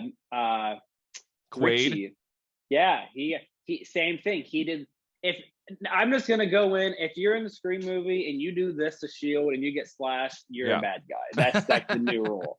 Well, it's like, and I think that's kind of funny because they did that. I mean, the second one, the first time they kind of did that. So like, and they put in the idea like, oh, he got slashed in the arm, he's bad. But in the fourth and Richie, the fourth and fifth, they do the same thing, but that it's like I didn't think of it in that way, literally in this moment. Mm-hmm. But they it isn't taken as a like a red herring. It's more like, oh, they got slashed, but they're okay. Mm-hmm. And yeah, interesting. So that's a good scene. And before we get to Randy's death scene, a couple other moments. I mean, we have to talk about Cotton Weary coming back. Which is such a weird, like in the first movie, he's just like, we see him on a television set for 10 seconds being like escorted like to a police car. And it's played by Liev Schreiber, who was in a big movie that year, Ransom, with Mel Gibson. So he was like an up and comer. And a year later, here he is playing a huge role in Scream 2. Now he's in the movie. There's that great moment we didn't mention when we first see him. Well, we first see him on TV being interviewed by Kevin Williamson, by the way. That's Kevin Williamson interviewing him on the TV at the beginning. Really? Yeah. I know that. And then when we see him like in the flesh for the first time, he's there with Gail and with Sydney, where she doesn't punch her in the second one. She does like a backhanded slap. It's never as effective as the huge punch she gives her in the first one. But she still says, who got punched here again? I love Liev Schreiber, Cotton Weary being a part of Scream 2. Like, I think he's a necessary addition, the way he plays into it at the end. and kind of his journey. And he went away to prison because Sydney basically said what she needed to say to put him away, and then found out that he wasn't the killer. And so he's always kind of like, he doesn't have very fond feelings for Sydney. He wants to use her to clear his name on national television by Diane Sawyer. And that's a good, like, I like his character arc. And like, you're not quite sure, is he kind of like for or against Sydney? Is he going to come after her? Is he going to hurt her? You don't really know. Yeah. And so I like his role in the movie. You know, that scene where he's screaming at her, right? When she's at the library, computer, at the library. And he's like, it's just Diane Sawyer, just do it. You know, and it's like this is not the place and time to be screaming at Sidney Prescott Cotton. It's not going to get you very far. And then I like the scene where they're having a Baskin Robbins, Dewey and Randy, and they see a clip playing on TV from Stab, and it's Tori Spelling playing Sydney, which goes back to Scream 1 when they say, if they made a movie of you, who would play you? I see you as a young Meg Ryan myself. And she's like, with my luck, they'd cast Tori Spelling, which is a moment that, if I remember right, Neve Campbell did not want to say that line. She felt weird saying, with my luck, they'll cast Tori Spelling, but they got her to say it. And then they get Tori Spelling to be in the scene, which is so perfect, which shows that Tori Spelling could just laugh about it, was okay. And that's kind of a pre-movie star Luke Wilson. Yeah. Like before he kind of came on the scene in some bigger movies, playing Billy. And that scene is hilarious. That's funnier than the opening with Heather Graham. Like, that's just like the way they say the dialogue. And it's just like, they've been directed to be as poor of actors as possible. And it ends with Luke Wilson just going, stupid. That's so good. Stupid. So I like that scene. Anything else before we get to the Randy death scene that I'm leaving off the table? I feel like we've mentioned most of it. Gail is kind of like, we have a little bit of a romance there developing between Gail and Dewey. There's that nice scene tension where he like, kind of yelling at her about the way she depicted him in her book, and then she just smiles and she's like, Dewey, it's good to see you. She clearly has a crush on him, has not dissipated in 2 years. And what's always I find so interesting is that they met on the set of Scream 1, kind of fell for each other, but nothing happened at first. And by Scream 2, they were dating. So they were like together on Scream 2. And then right before they started shooting Scream 3, they got married. And when they shot Scream 4, they were about to get divorced. Yeah. And then Scream 5, that is that the best scene of the movie? Like of Scream 5, of that one scene they share together outside the house. So well written, so well acted. So good. You can feel the backstory of those two, not characters. You can feel the backstory of those actors and everything they went through. Like, that scene just pops. Like, that is an amazing 3 or 4 minutes.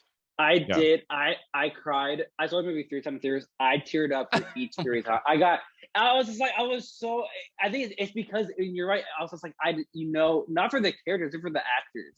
I'm just like, God, like, these actors have just been through so much together. And I know they're still best friends. And I'm like, there's so much truth to what they're saying. I remember when I was watching, because I have like the Scream trilogy box set, and I remember I was watching the some kind of documentary on this for the second one, and they were saying how while Courtney Cox and David Arquette were together, like dating the second one, apparently they were like in a weird spot, and like they were like kind of, it was love-hate kind of a bit. They had a real love-hate thing going on, and they said that it worked perfect for the movie because they have a love-hate thing going on. So like getting mad at each other wasn't that hard for them, since they were kind of in an odd spot. And then of course they're like, third one we're married, so everything's fine with that. But I was it's always interesting to watch it knowing that those two actors are kind of in a weird situation in the relationship. It's for me, it's what makes this franchise so special. It's not just every sequel we get a new cast, or like, there really is kind of a through line to some stories. Sydney's progression is always very interesting to me, and where she is in each movie, and how she changes from the beginning to the end. And all 5 films, even the 5th one, like Sydney is a different kind of character. Like she's in a different place, and her confidence level, and she's in a really bad place in 3, but 2 at the beginning, she's moved on, she's okay until things start happening again. Yeah. And so and then the relationship between Dewey and Gale, all 5 films, is like really like the progression of their relationship in the movies is really interesting. Going beyond, is the movie scary, entertaining, fun, blah blah blah, like these through lines of characters, you don't really get that in any other horror franchise. Like maybe a little bit of Jamie Lee Curtis as Laurie in Halloween and some of that, but you don't really see that ever. And that's really cool. That's why I love these movies so much. Well, and I know they just announced how Courtney Cox is the first actress to be in 5 consecutive horror movies that are like all in the same timeline. Oh yeah, so 6. So it'd be 6. Yeah, 6 now. Yeah. Should be Neb too. I hope. Fingers crossed, but there's still a chance. I still think she's going to be in it at the end. I do too. But maybe I'm wrong. I don't know. We'll have to see, because I'm.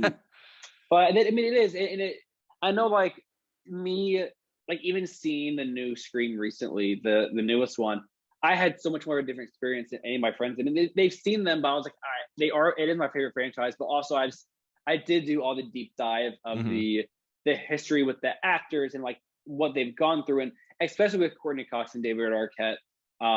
Like some of my friends didn't even know, like, oh, they were married. I was like, yeah, they were married. They had a kid. No, I was like, yeah, they have a kid together. Coco.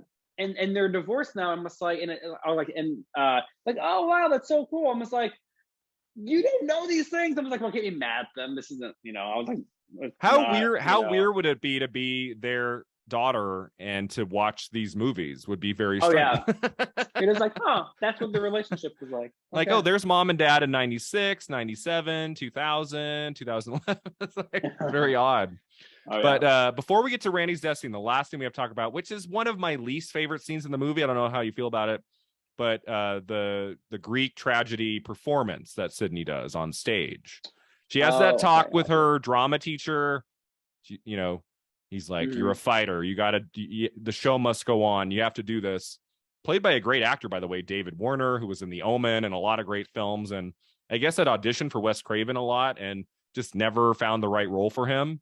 And he came on for a day to do that part in Scream 2, which I really love. But like, the scene, it has style and it's entertaining, and it doesn't bring the movie down. It's like, the only thing I could read into is like, is she hallucinating Ghostface in the scene? And could that kind of be building into what happens in Scream 3, where she's hallucinating her mom and stuff? Like, because I'm like, why would Ghostface be like in that space, in that rehearsal, if he's not going to hurt anybody? Like, what's the point? Is he just trying to freak Sydney out? Would be the only reason. I don't know. I really, you like that scene? I do like that scene. Okay, you like that scene. It's just kind of, it's different. It's different. It's cool. Also, she looks so good. Yeah. She's great in it. Well, and I just don't know what it adds to the movie. Real. I believe it. I think it is real. Yeah. And because there is a part, like when after it's done, you see him shove someone in front of him and then run away. Like you do see that. So I'm like, okay, I always thought of that as like, is this really happening or not? Yeah. And I did think it was happening. But again, I think it also goes back to even the opening of the movie. Like she's on stage with all these people, and yet he's still able to potentially get to her, and no one could even pay. Like maybe no one even notices. Do you read it like he's trying to kill her there? No. I think he was just harassing her for sure. Just for fun. I feel like, it was probably Mickey. Mickey just having a fun time. Yeah. And then he couldn't pick her up. And so I feel like, maybe that's even though I feel like maybe he could pick her up since he may have been doing it. But anyways, no, but I do feel like it was happening, and I think it's just building on the element of you're not safe even when you're around all these people. Yeah. Okay. Yeah. Which is kind of a running thing throughout the whole movie too. Like opening. I think the scene needs to be there because that's the setting for the finale. And if we didn't have that scene, it'd be kind of confusing when Sydney's in the back there with her axe and the whole set's coming down. It sets that up. So it's like it's a minor quibble in a movie that I for the most part really love. It's not like a scene I would love to revisit more than some of the others in the movie. That's the only thing. Yeah. But yeah, I mean, it's fine. And so then we get to Randy's death scene. This was shocking seeing this in the theater for the first time. Randy just seemed like one of the core four that was going to stick with it at least into like the end of 3. Like, I don't think anyone expected them to kill Randy in 2. Like, he was just so integral to the first one. And I think a lot of people, that was their favorite character from Scream 1. Yeah. And that the death scene would happen, as you've been talking about, out in the open like that. They're on a college campus. He's got a cell phone. He's just kind of wandering around the campus. Like like there's people around him. No one's gonna kill him there. So you're watching the scene and you're kind of laughing at him when he's like, what's your favorite scary movie? Showgirls, absolutely frightening. And he's just like looking at everyone's phones and trying to find the killer. And you have Dewey and Gale kind of wandering around trying to find the person too. I love that line about Jennifer Aniston. That was maybe the biggest laugh in the theater the first day. It was just my head. I'm so jealous. It was just my head. It was Jennifer Aniston's body. Yeah. It was a humongous laugh. I remember that. Oh yeah. You know, and they mentioned David Schwimmer too earlier. Yeah. So there's a lot of Friends references. I don't think that did. That one's pretty short. But the Jennifer Aniston line is very funny. Like, that's a clever line. That's so good. If you watch the Siskel and Ebert review of Scream 2, Gene Siskel, by the way, who gave Scream 1 a thumbs down, gave Scream 2 thumbs up. And he notoriously hated horror films. Like, he did not like that genre, but he liked Scream 2 because he thought it was a little wittier, a little bit funnier. And a line that they both point out, I think it's Ebert who points out he loves the line about Aniston. And so it's just every time I watch Scream 2 last night, I'm like, just don't lean up against the van. What are you doing? You know? Come on, man. And actually, one of my few quibbles of this movie is actually that scene. I was okay with Randy dying, unfortunately, and I think they did it in an interesting way. But I really hate the part when the guy with the boombox. It's so stupid. It's so absolutely stupid. Agree with that. I would have loved if it was like a car doing something, or like just a bunch of cars, some cars or motors, something that's blocking it just for a moment or making some loud noises. Yeah, I would have been 100% fine. But the boombox thing, I think, is way too ridiculous. I look past it every time. That is my one. It feels like on the day Wes Craven said he's going to be screaming. Like, there are people in the space. They would hear him. What do we have to do something. Like, while he's being attacked in the van, something needs to be making noise. And I could see like the writer on set or someone being like, well, what if we just had like a group of 3 or 4 guys with like a boom box, like kind of walking around the van? And Craven was like, okay, done. Let's do that. Yeah. We don't have any better ideas. Let's just do that. Because it's just so silly. It's like, you're telling me the second he's pulled in there, these guys have the boombox and they're walking past the van at that exact second. Like, come on. But I look past it because it's such a horrific moment in the whole franchise, in the 5 films. You know, I don't know if I felt that like maybe Dewey's death in the last one. Did I feel that like sick to my stomach? And when, because you're like, okay, he's getting stabbed, but maybe he'll be okay. Dewey survived Scream 1. Maybe. And then you get that great reveal where they open up the van door. Yeah. And I've always loved that zoom in on Courtney Cox and her scream. That was I think it was the end of the trailer in 97. It's such a great moment. And then you see, I mean, maybe the most like the goriest shot of any of the 5 films. Maybe there's that girl in Scream 4 with the intestines. There's that. Yeah, Olivia's seen that. Ooh, that was. But I mean, here's what, you know, the most beloved character by many audience members, and he is just like, he looks bad. Like, he is like blood everywhere. And I also read, I had never noticed before, you know what, when they reveal dead Randy, what's on his hand? Have you ever seen what's on his hand? No. It's lipstick. It's like a kiss on his hand. It's like split second if you're not looking for it. Like, so when Courtney Cox screams, it cuts to inside the van. It starts on his hand, and then the camera goes up to his face where he's all bloody. If you look at his hand, there's lipstick on it, which we find out later that we don't know who. I don't know who killed who throughout the movie, but we know it's Mrs. Loomis who killed Randy, because she said Randy spoke poorly of my son and got a little knife. I got a little knife happy, so we know she killed Randy. So she leaves like I don't know whose idea that was on the day, but he's got clearly lipstick on his hand that wouldn't have been Mickey. So it's like an interesting detail. Because like I guess like maybe the mask came off. Well, no, he was, well, maybe after she killed him, she probably kissed him on the hand or something. Yeah, which would have been a dumb idea on her part.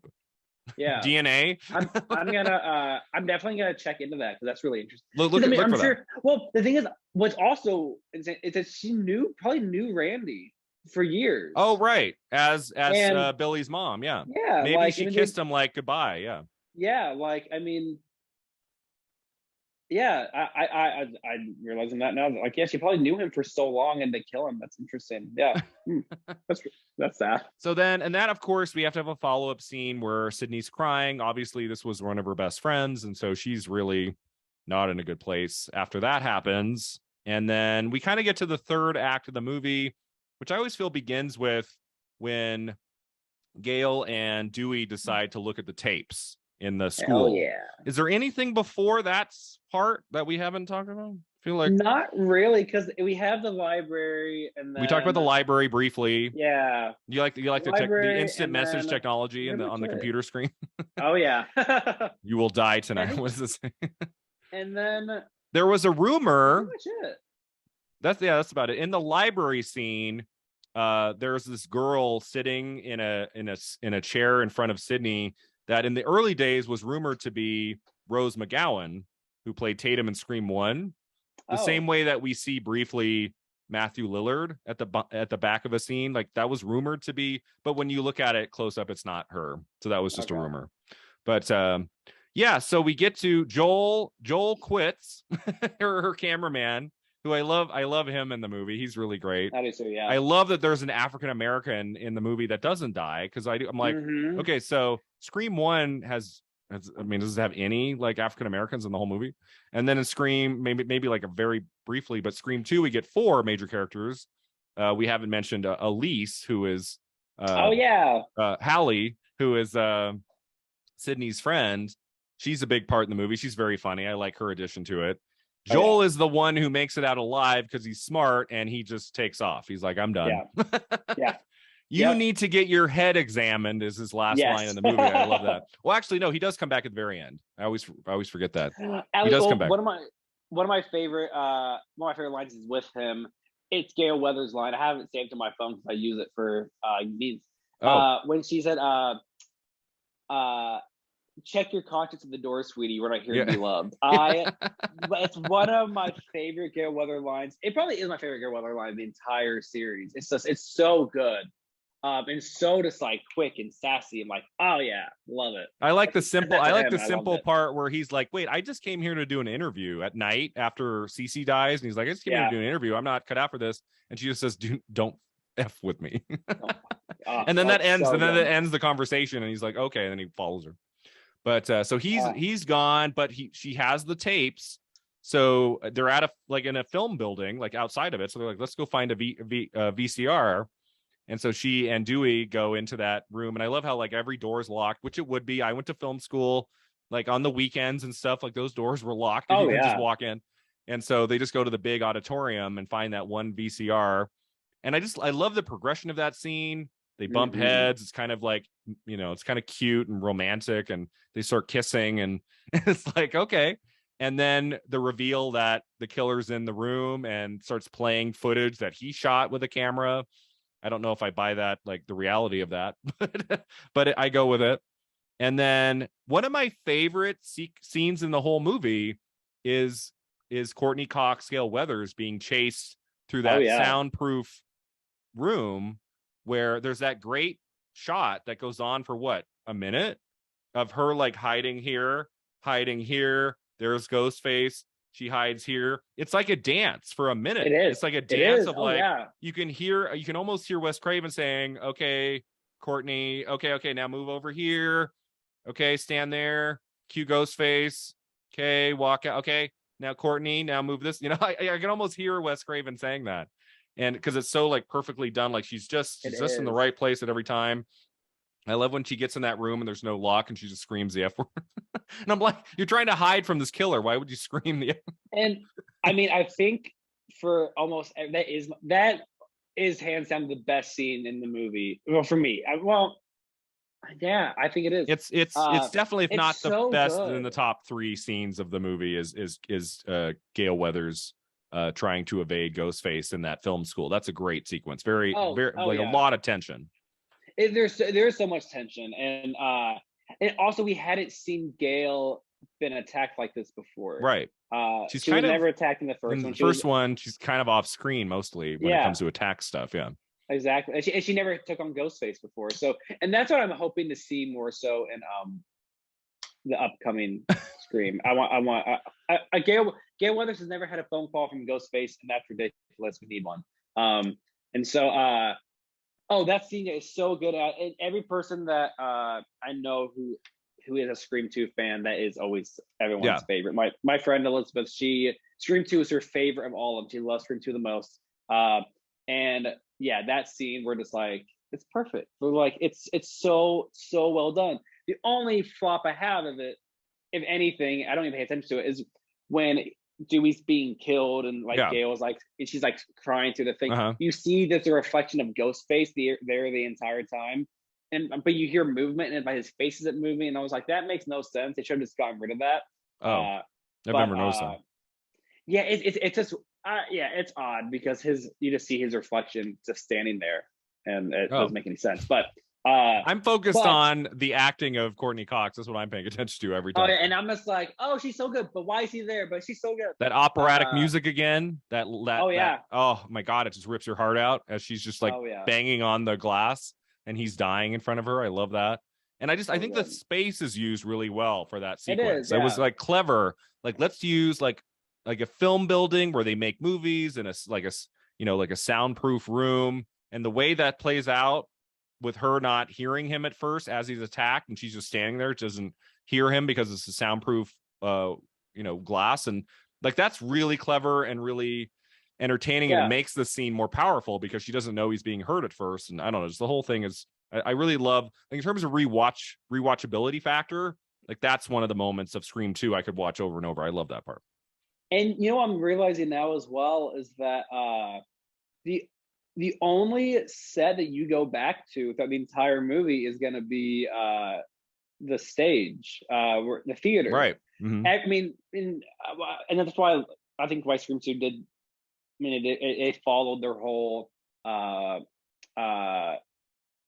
rules of a sequel. That they went to. There's so many different locations in this movie. Like in the first one, it's just this house. Once they get to the party house, that's like where we are the rest of the movie. Yeah, I mean, it's like 45-minute set.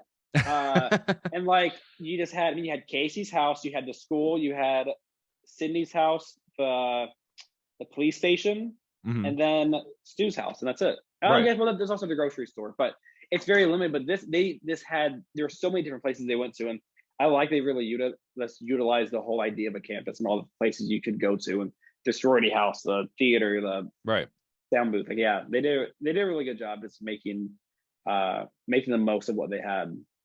So at this point in the movie, we think Randy's dead and Dewey's dead. That's what we're thinking in the audience. And then we go to probably the biggest set piece of the film, and that's the attack on those cops or those guys that are protecting Sydney, and she's with her friend Hallie, and they're in the back of that police car where they can't get out on their own, which is so clever too. And Ghostface shows up, and there's that brief car chase. It's probably the biggest set piece of the film that ends with the cop just getting like that pull through his head. I'm like, okay, we're getting a little more violent here than we did in the first one. And most critics and many people say that, like, it's a little bit more violent than one. And I think it needed to be. If you make a second one, you got to up the violence like a little bit. just to keep it relevant and to keep it fresh. For and sure. So that scene's great. And then that takes us to a moment that is sensational the first time you watch it and is kind of boring every time after. And that's Sydney and her friend climbing over Ghostface. The first time you watch the movie, it's the most suspenseful moment of the whole thing. When you watch the movie 20 more times, it's the part where you're like, okay, yeah, he doesn't get up. So, do you feel that when you watch Scream 2 over and over, like that scene is kind of dull? Like, because I mean, what keeps it fresh is Neve Campbell's performance and her eyes and staring into Ghostface. Like it's still good, but I mean, they really milk it. Like she climbs over, she tries to get out, and then she slowly tries, honk. And then it honks, and then she goes back, and then she climbs over again. Okay, you got to do the same thing. She's like, no, and then she climbs over, slowly makes her way. It's like, I mean, it's what, 3-4 minutes, and it's great when you watch the movie the first time. It doesn't hold up on multiple viewings, that part so much. I remember watching that with my friend when she watched it for the first time, and she was such a nervous wreck then. She was just like covering her eyes. So it is fun watching that scene with people who hadn't seen it before. That is always really fun because it's so good. It is so stressful, and you just picture him just like wake up and stab her in the back on the way out. Like that's all it takes. And so that was a nice little, twist, I guess, because you expect that to happen, but nope. I think that's Mickey, and he's playing with them. I think he's awake there and he's just playing around, because when she honks the horn, like that would have woken him up. And they leave the car, they get out of the car, they have a conversation for about 20 seconds, and then she runs back and he's gone. So I think he was playing with them. Like he could have stabbed them if he wanted to. Oh yeah. He wanted to make a big showing for Sydney when he stabs and kills her friend. She's disposed of very fast. It's like stab, dead. Yeah. And then that takes us to the finale. She runs back to the theater. Do we know why? Is it she's looking for her boyfriend? Why does she go back to the theater? Is it it's never is it made clear? Yes, because I think it's because whoever, either it was Mickey or if it was Mrs. Loomis, they started playing the music. She was running back and she heard the music going on, so she went inside to go the see music the music that was playing when she was performing on stage. Yeah. So they started, and so so she hears it, and they lure her there. Well, maybe I've always thought that was just like from like score of the movie. Maybe I've always just misread that moment. So she's hearing music coming from the space, and so she runs in. She's like, she's like, there's people there. I can get in there, and then there is no one. Okay. So then we get the big finale, which for the most part I'm pretty happy with. I like the reveal of her boyfriend like tied up, and he can't get out. He needs her help, but before she can release him, there shows up our first killer reveal as Mickey, which makes total sense. Like that you can buy. He seems like there's something a little off about him throughout the movie. Mm-hmm. And yet at the same time, I feel like he's in the movie. He's not in the movie enough to make you think, oh, that's probably one of the killers. He's kind of in the background. He's kind of a background character. He's just kind of there, which is usually when you're watching a horror film and you're trying to find out who the killer is, you should just think, okay, who has been in the movie and doesn't really serve a purpose? That's usually how you know. But I love that he tries to convince Sydney that Derek is the other killer. It's okay, Derek, we got her. And then that's so good. And then she believes him and she backs away until Mickey shoots him in the chest and he dies. And he's like, I would have never hurt you. And it's so sad. It's like, that is what brings Sydney into hiding, I think, is that moment. Absolutely. Yeah. And I remember that scene always got me as a kid. That scene actually did scar me a little bit as a kid because I think that seeing him get shot, like he has his shirt off, and like seeing him get shot right in the chest, and they show all of that. And they show some blood come out. It looks real. Yeah, and then she tries to cover it up. Yeah. And for some reason, that always got me. Yeah. Like crying. Seeing it. Yeah. I was just like, God, that's so horrific. And also, I think the shock of seeing that shot, because I had I think it's because it's also because he has his shirt off and you see it right away. If he had his someone gets shot, their clothes on, like you're like whatever, but Yeah, you don't it's really him see being it in so that sense. vulnerable with his shirt off. Yeah, yeah. So that was that always stuck with me when I was a kid watching that, and um uh I always did love in Scream 3 when she still had his necklace that she gave him, because I mean, I'm sure we'll talk in a second. I love when she hits Oh, I Mickey didn't know. with In it. Scream 3, she's wearing a necklace that he gave her in 2. Yeah, his fraternity Oh, letters. I've never thought of. Oh, interesting. Does she make Yeah. reference to it in the movie, or you have to know the No, necklace? Oh, okay. no, but she has it on in the end of the movie for sure. Oh, cool. Yeah, That's an interesting detail that yeah, I don't think that was Nev Campbell who came up with that. Probably someone on on the movie was like, you have to wear Derek's necklace. But so yeah. then It's we still get the there. second killer reveal, which I still remember to this day. 25 years later, in Love it. walks Courtney Cox, Gale Weathers, and I said out loud, I went, "Oh my God, it's Gale Weathers." I was thinking they might go there. It made sense for her Right. character. She wants to write another book. I was like, it's going to be a kind of a cynical reveal, but I'm like, it might be Gale Weathers. It makes sense. There is like an intention there. She would want more killings to happen so she could get more and more famous. And so Yeah. she walks in, and then she shakes her head, and in walks Laurie Metcalf. And you're like, wait, what? And you find out it's Mrs. Loomis. She wants to take revenge on Sydney for killing her son. And if there's one weakness in the movie, Andrew, that's always struck me as kind of, I mean, I go with it. Okay. It's not terrible. It's just the logistics behind the whole thing and how she found Mickey on an online site for, evildoers, or what does she call it? Like psychopaths. And that she like worked with Mickey to put all this together. It's hard for me to buy it. And watching some of the videos last night and how, originally who the two killers were, right? It was Mickey and, the other one, like it was originally not Mrs. Loomis. You know who the killer was at the Was end? wasn't it one of the sorority sisters, I It was believe? Hallie. Or It was Sydney's yeah. friend Hallie. Oh, I did not know that. Yeah, in an early draft, the one that got leaked, I think the intention was that she was going to be the other killer. I don't know what the reason was for that. I don't know 100% if that's true, but I know in an early draft that was the other killer at the end at some point.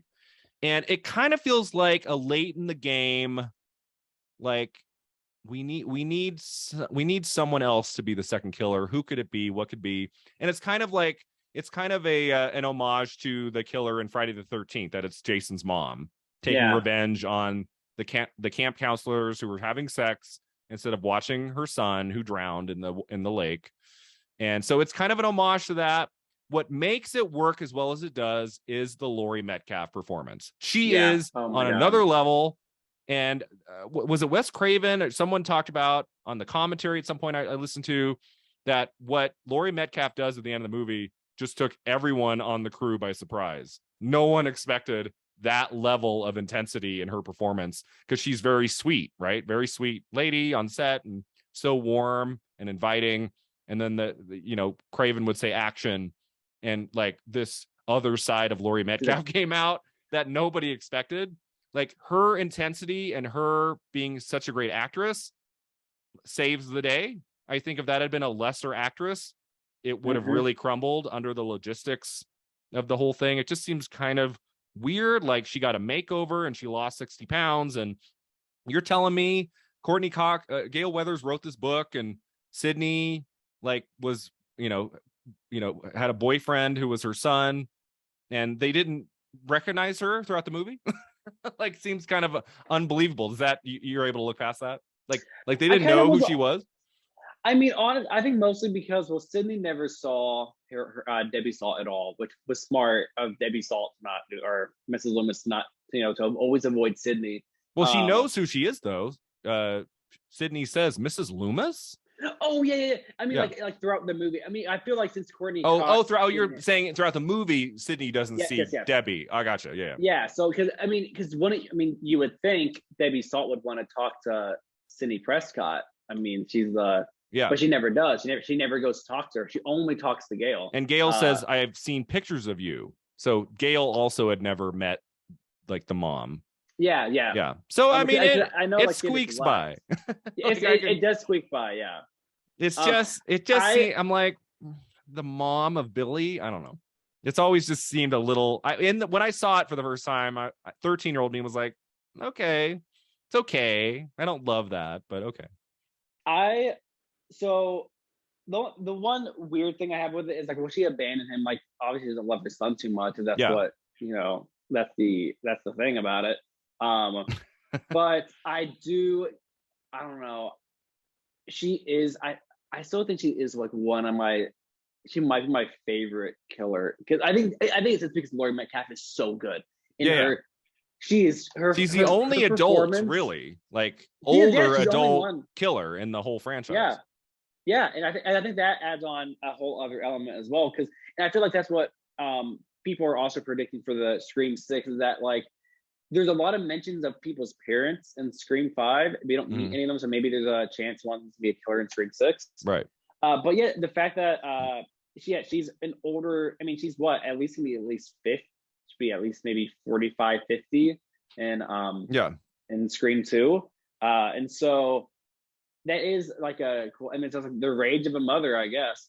But oh my god, she's so good. I remember the part where like it's just a quick little cut when she like has that and she like goes after Sydney like that, and her eyes are just and her eyes are going and you're like, oh my, she's just going on a rampage, and it's means so business. good. Yeah, no, the performance is there.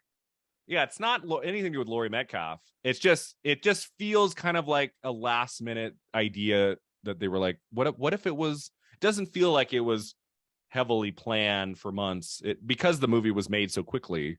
Yeah, there's just always been something a little off about it. It seems a little bit too easy. I don't know, a little bit too maybe classic horror movie. I don't know, but I still like it a lot, and I love her intensity.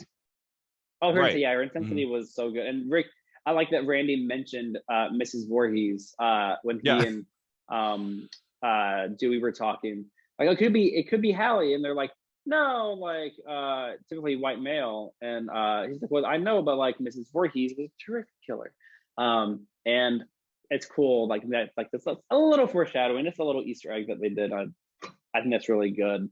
And I do love the fact that the end of this movie, I like the set. I like them being in the theater and using the way they use the props to work it in was cool. That was really cool. Yeah, still worked out. I do love. I do love the ending of the second one. I do, and I don't like Mickey though. Mickey, I don't care for at all. He's definitely one of my lowest tiers of killers. Really? He was interesting enough, but he wasn't in the movie enough for sure. Well, I like how she just blows him away. I thought that was good. Like she's just like, there's not going to be a trial. Boom. She's just like, you're a moron. Like it's not going to happen. And because I know people like have their ratings of their killer, of like their favorite killers. So Emma, you would rank Mrs. Loomis above Jill in Scream 4. That is a great reveal. And Emma Roberts, know what? Like she is badass, awesome at the end of Scream 4. I would say so. Scream 4 has grown her what's it called? Reveal. Her motive. I love her. Her reveal is definitely the most shocking one for sure. Most shocking is her, but her motive never really. I didn't care. I didn't care for her motive very much. Really. I thought it made sense for her. But the thing is, watching it now, she has moved up to one of the best ones because it's still so relevant. It gets more and more relevant every day. And she is pretty damn brutal. I mean, I'll stab myself. I'll throw myself on this table. Like she has moved up. Mrs. Loomis, I think it's more Laurie Metcalf's performance is so good that it just always makes it one of my favorite ones. Yeah, it makes it work as well as it does. I mean, I would put Mrs. Loomis like in the middle. She's not at the bottom.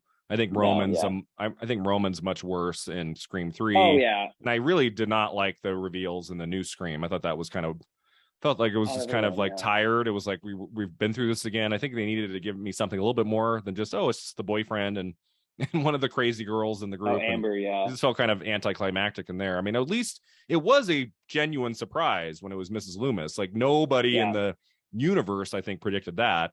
Outside of maybe like, well, that's weird that they've kept that character around all the way to the end. Why? She must play a role here. But the whole thing of her impersonating like a journalist, and every time we see her, she's like on the phone, like I got a breaking story here, and it's all fake, and it just seems kind of unrealistic. The whole Debbie Salt of it all just seems kind of weird. It's like, what, like, why is she doing all this? Why every time Gale Weathers runs up to her, she's like trying to get a story, and it's all just to like just be integrated with the characters in the movie. It just, when you stop and think about it, it just doesn't make any sense. It doesn't, and maybe she's just as crazy as her son was. She's just very crazy. She's just crazy. Yeah, she abandoned her kid, but as soon as he was killed, she was like, my mission for the next 2 years is going to make Sidney Prescott's life a living hell. Like, I don't know. And she did it. And then Cotton Weary comes into the end. I love his appearance at the end and the way that plays out. And eventually he's going to kill Mrs. Loomis, but then he points the gun on Sidney. And he says, I bet that Diane Sawyer interview is looking pretty good about now. And the music swells, big, big, big. Consider it done. And that look of panic on Mrs. Loomis's face because she knows it's over. And then she gets shot in the neck. Oh, yeah. Which is kind of brutal. And again, I don't know what it is. Gale Weathers, man, she always kind of comes into the finale scene and then she gets shot and then she gets like disposed of for the whole finale. Like, she's not in much of the finale in Scream 1 until the end when she shoots Billy. And then Scream 2, she walks in on stage and then she gets shot. I guess it bounces off her ribs, she said. And then she falls into the rafters and then she's just there for the whole ending, not making an appearance. Scream 3, it's all Sidney and Roman, and she and Dewey, Gale and Dewey are trying to get into the room, like pulling books off the shelf. Yeah. And in the fourth one, she got stabbed, and then even the fifth one, she got shot in the same spot, right in the ribs again. Thankfully, when Gale got shot in Scream 5, and she said, "Sidney, you go in, you go alone," I'm like it's every movie. Like, what? Like, Gale needs to play a part in the finale, and I was happy in 5 that she did eventually come in, and she's in the kitchen and she takes down the girl, and I like that.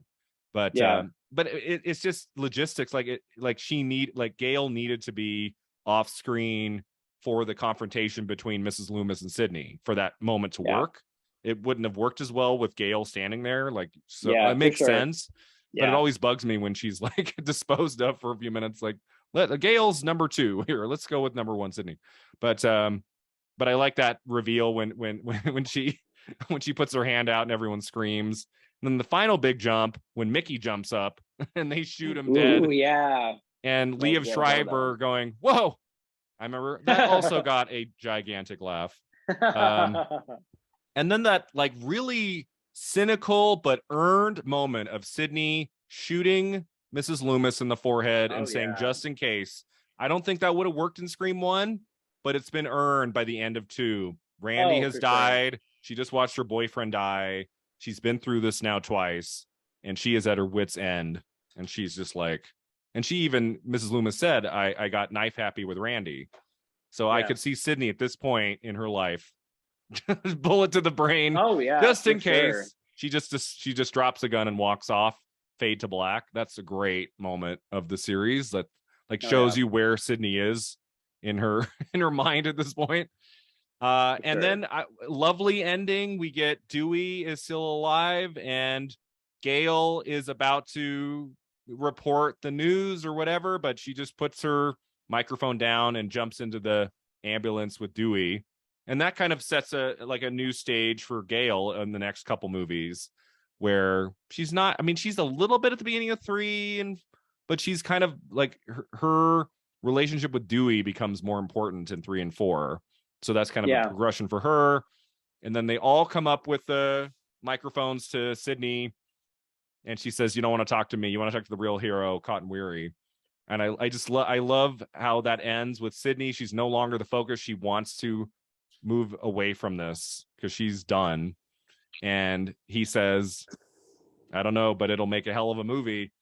With that music, it's just like, it's so great. Like it's just the last minute of the movie is really great of her walking off, and we get that great helicopter shot of I think that song's called "She Said." It's a great song that ends the movie, and it's just like a perfect ending. Like, it leaves you feeling good at the end. If the movie had ended with her shooting Mrs. Loomis in the forehead, and then it just like faded to credits. That wouldn't have felt good. We needed that levity of the last minute and a half to like For really sure.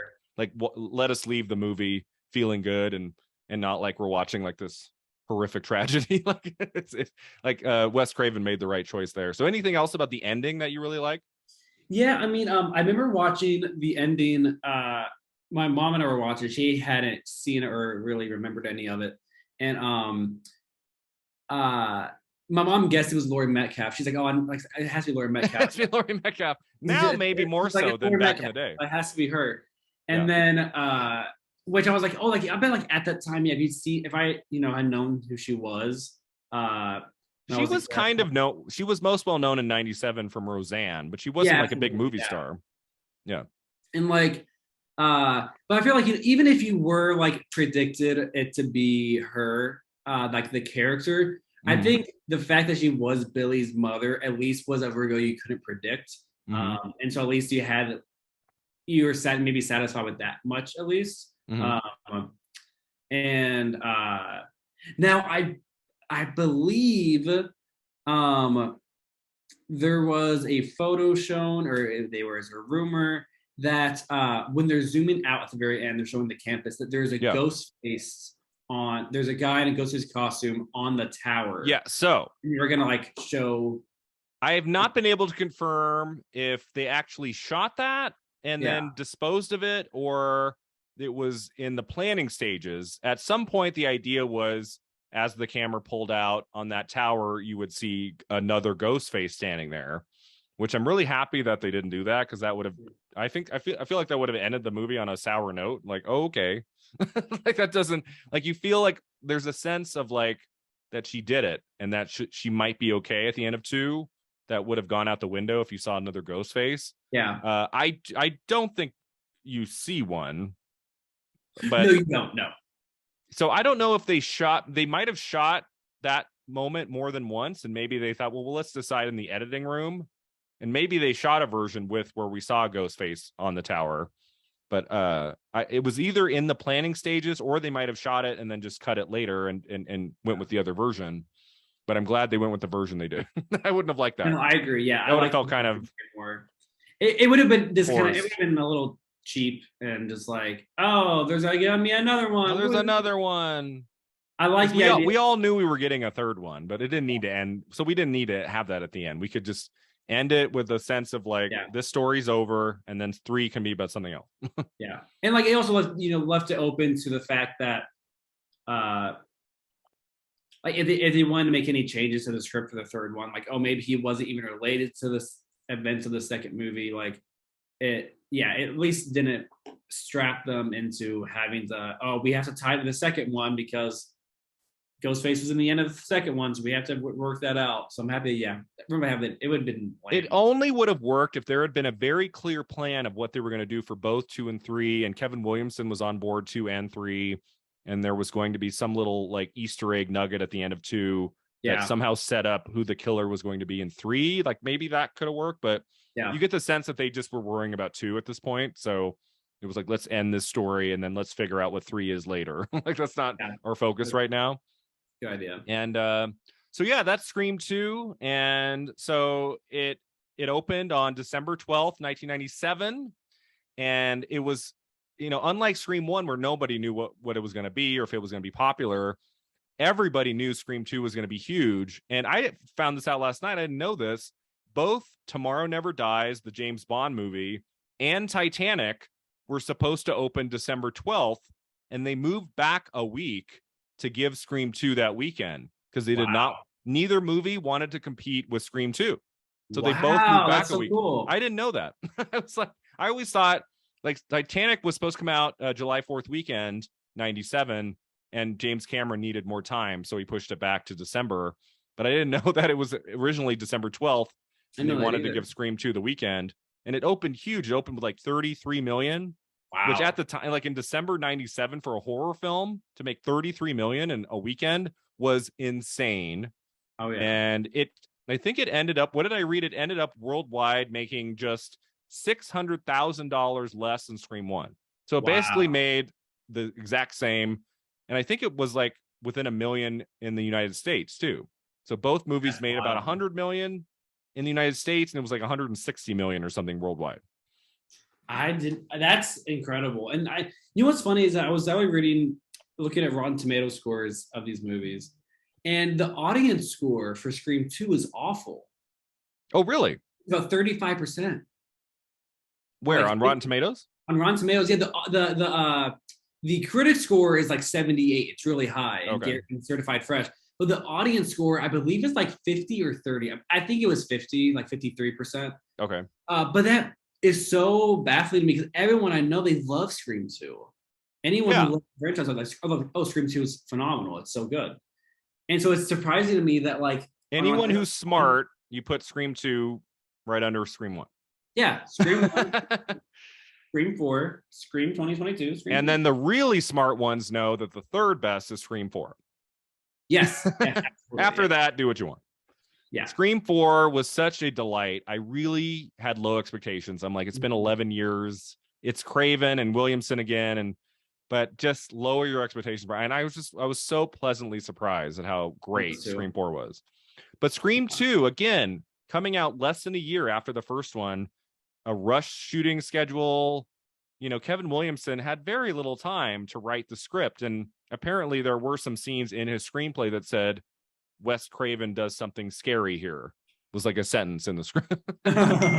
like he just ran out of time.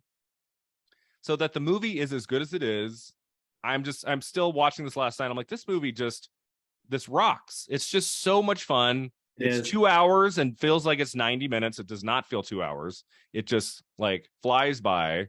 I love the actors in it, and everyone's just bringing their A game. They're not treating it as a sequel. They're treating it as the second installment in this franchise, and just wanting it to be as good as the first one. There's really no downtime in the movie either. I mean, they just keep it going, and I love that. And that was a little flack in Scream 3 is that there are some moments where just like this isn't like not much is happening. And I mean, a lot of other things, and even like in I feel like I love Scream 4, but I feel like there were some slower spots. But I mean, Scream 2, there's very little in Scream 2 that's slow or boring. Like it even the scenes where they're just like, you know, talking to the detective, and there's some moments where they're just like at the police station, but most of those scenes are pretty fast. Like they don't sit there for 5 minutes. It's like, okay, on to the next. Yeah. But a good amount of scare scenes, kill scenes, and then moments of comedy and levity. It just the mix of it and the sharp writing by Williamson, and this is like Wes Craven at the top of his game right after Scream 1, and he is just a stunning filmmaker. Yeah. And he's able to take what could have just been kind of a junky sequel and really makes it into something great. So I just feel really lucky that we got to have a sequel this great right after the first one. Most franchises don't get that. Yeah. No, right? Yeah. It's I really love how this how well done and well written. Because I mean, you're right. They could have just made this a super cheap sequel, and just the fact that I think that's what's so wonderful about the Scream movies is like they're following the rules that they're making fun of, but they're also changing them just a little bit. Yeah. And it's so and I feel like I don't think of. And what a time to be a Scream fan too. Oh yeah. Right now. It's still the franchise is still going strong. Like after 3, I was like, I don't think we'll ever see another one, at least for a long time. Like I think that's it. And then to get Scream 4 was like a mini miracle that we got the cast back and Craven back. That was cool. Like a kind of one-off. And now we're getting this new trilogy. It did extremely well. it did very well. It did. It performed so well. It did better than Scream 4, I want to say. It did, yeah. Oh yeah, by a lot, I think. Yeah. And people love these movies, and they're just gonna, as long as they keep making new ones, they're gonna just like these older sequels like Scream 2. They're just gonna stick around. People love watching this stuff. And you know what? I know you've talked about like. I think as I watched the Scream TV series just for the fun of it. I did too. Wasn't great. They're not that great. But like, I think part of me, like, I'm okay with if Scream went into a different direction of like Not Sydney. non-Sydney related content. Yeah. I'm okay with it. It depends on. I mean, it has to be super well done. But I am happy that like there's still like Gail being included and Kirby coming back and these things. I'm like, okay, we do need that just to like to keep the Yeah, I don't know. Like you do a new Scream movie and there's nothing to do with any of the cast members, characters from the first three. I'm kind of checked out a little bit. It's like, why do I care? What are we doing here? Like, what's going to keep me interested? Opening weekend, yeah. Like if there's a character that I know and I love them and they're back, I will see that movie right away. But yeah, it's like I can see it next week. I'm not going to rush to go see this movie yet. Right. But yeah, like it just kind of keeps with like just the overall franchise and the I'm trying to think of the word to use. Like, I don't want the franchise to be watered down to the point where they're just making like the 9th, 10th installment and there's nothing to do with Sydney or Gail or anybody. And it's just a bunch of kids, just a bunch of kids getting killed. Like, it's just not going to be that interesting. Like, and those won't do well. People won't come back for those. Exactly. The reason the new Halloween trilogy has been so successful is that they brought back Jamie Lee Curtis, and that gives the movie some emotional weight, the trilogy. For sure. If the new Halloween trilogy was just a new cast, it would not have been as successful. Like, you need to bring back the original, because that's what really makes those movies as special as they are. Yeah. So I don't know. Is there anything left to say about Scream 2? I think we've nailed it. I love it. That's all I have left. So honestly, I think discussing it now because I'm seeing it tomorrow. You're seeing it tomorrow. So look for some of these things. I'm so excited to see it in theaters. I think it's on like an XD screen too. It's gonna be a big screen. Oh, cool. Hope you have a big audience for that. Very excited to see it, like watch it again, and also look for Casey in the back. Look for Casey in the back. When the first shot we get of the sorority sisters walking towards Sydney, look in the background for Sarah Michelle Gellar. Look for Matthew Lillard in blonde hair in the back of the party scene. Love it. And let me know if you discover any more Easter eggs. I'd love to hear about. Oh yeah, I'm gonna like eyes peered on everything. So yeah. And if I'm still doing this in 2 years, I guess we'll talk about Scream 3. Let's do it. We'll be kind. We'll be kind. I like Scream 3 more than others do. I do think it's the least of the first 4 easily. Yeah. It's got a lot of flaws and problems, but it's still Sydney, Gale, and Dewey, and some really fun, like, poking fun at Hollywood and the film industry that I enjoy. And Parker Posey is wonderful in the movie. So there's a lot I like about Scream 3, but we'll get into that hopefully down the road. Andrew, I've had you for 2.5 hours. Thanks for coming back to Film at 50 for this one and only bonus episode of 2022 to talk the 25th anniversary of Scream 2. Anything you want to leave us with at the end here? Tell our listeners where they can find you online. And I'm social media, AR Campbell 94. And once again, I mentioned it before, but I'm gonna give them big props again. The Sugar Mint Gallery in Pasadena, South Pasadena. Definitely check them out if you're in that area for any Halloween or horror movies related stuff. They had a Scream exhibit last year for the new movie. And it's all owned by this woman named Sarah, who's just the coolest girl in the world. And she's a set designer, and she bought the museum behind the Michael Myers house. And she puts on all these amazing galleries by herself. I mean, she finds artists from all over Southern California, and I think pretty much all over the country. And she does amazing stuff. And I go there multiple times a year for all the stuff that she has. And but Sugar Mint Gallery, Mint is MYNT. But definitely check it out if you're a horror fan, for sure. We will do that. All right. Thanks for being here again, Andrew. Always fun to have you on the podcast. We will catch you next time on Film at 50.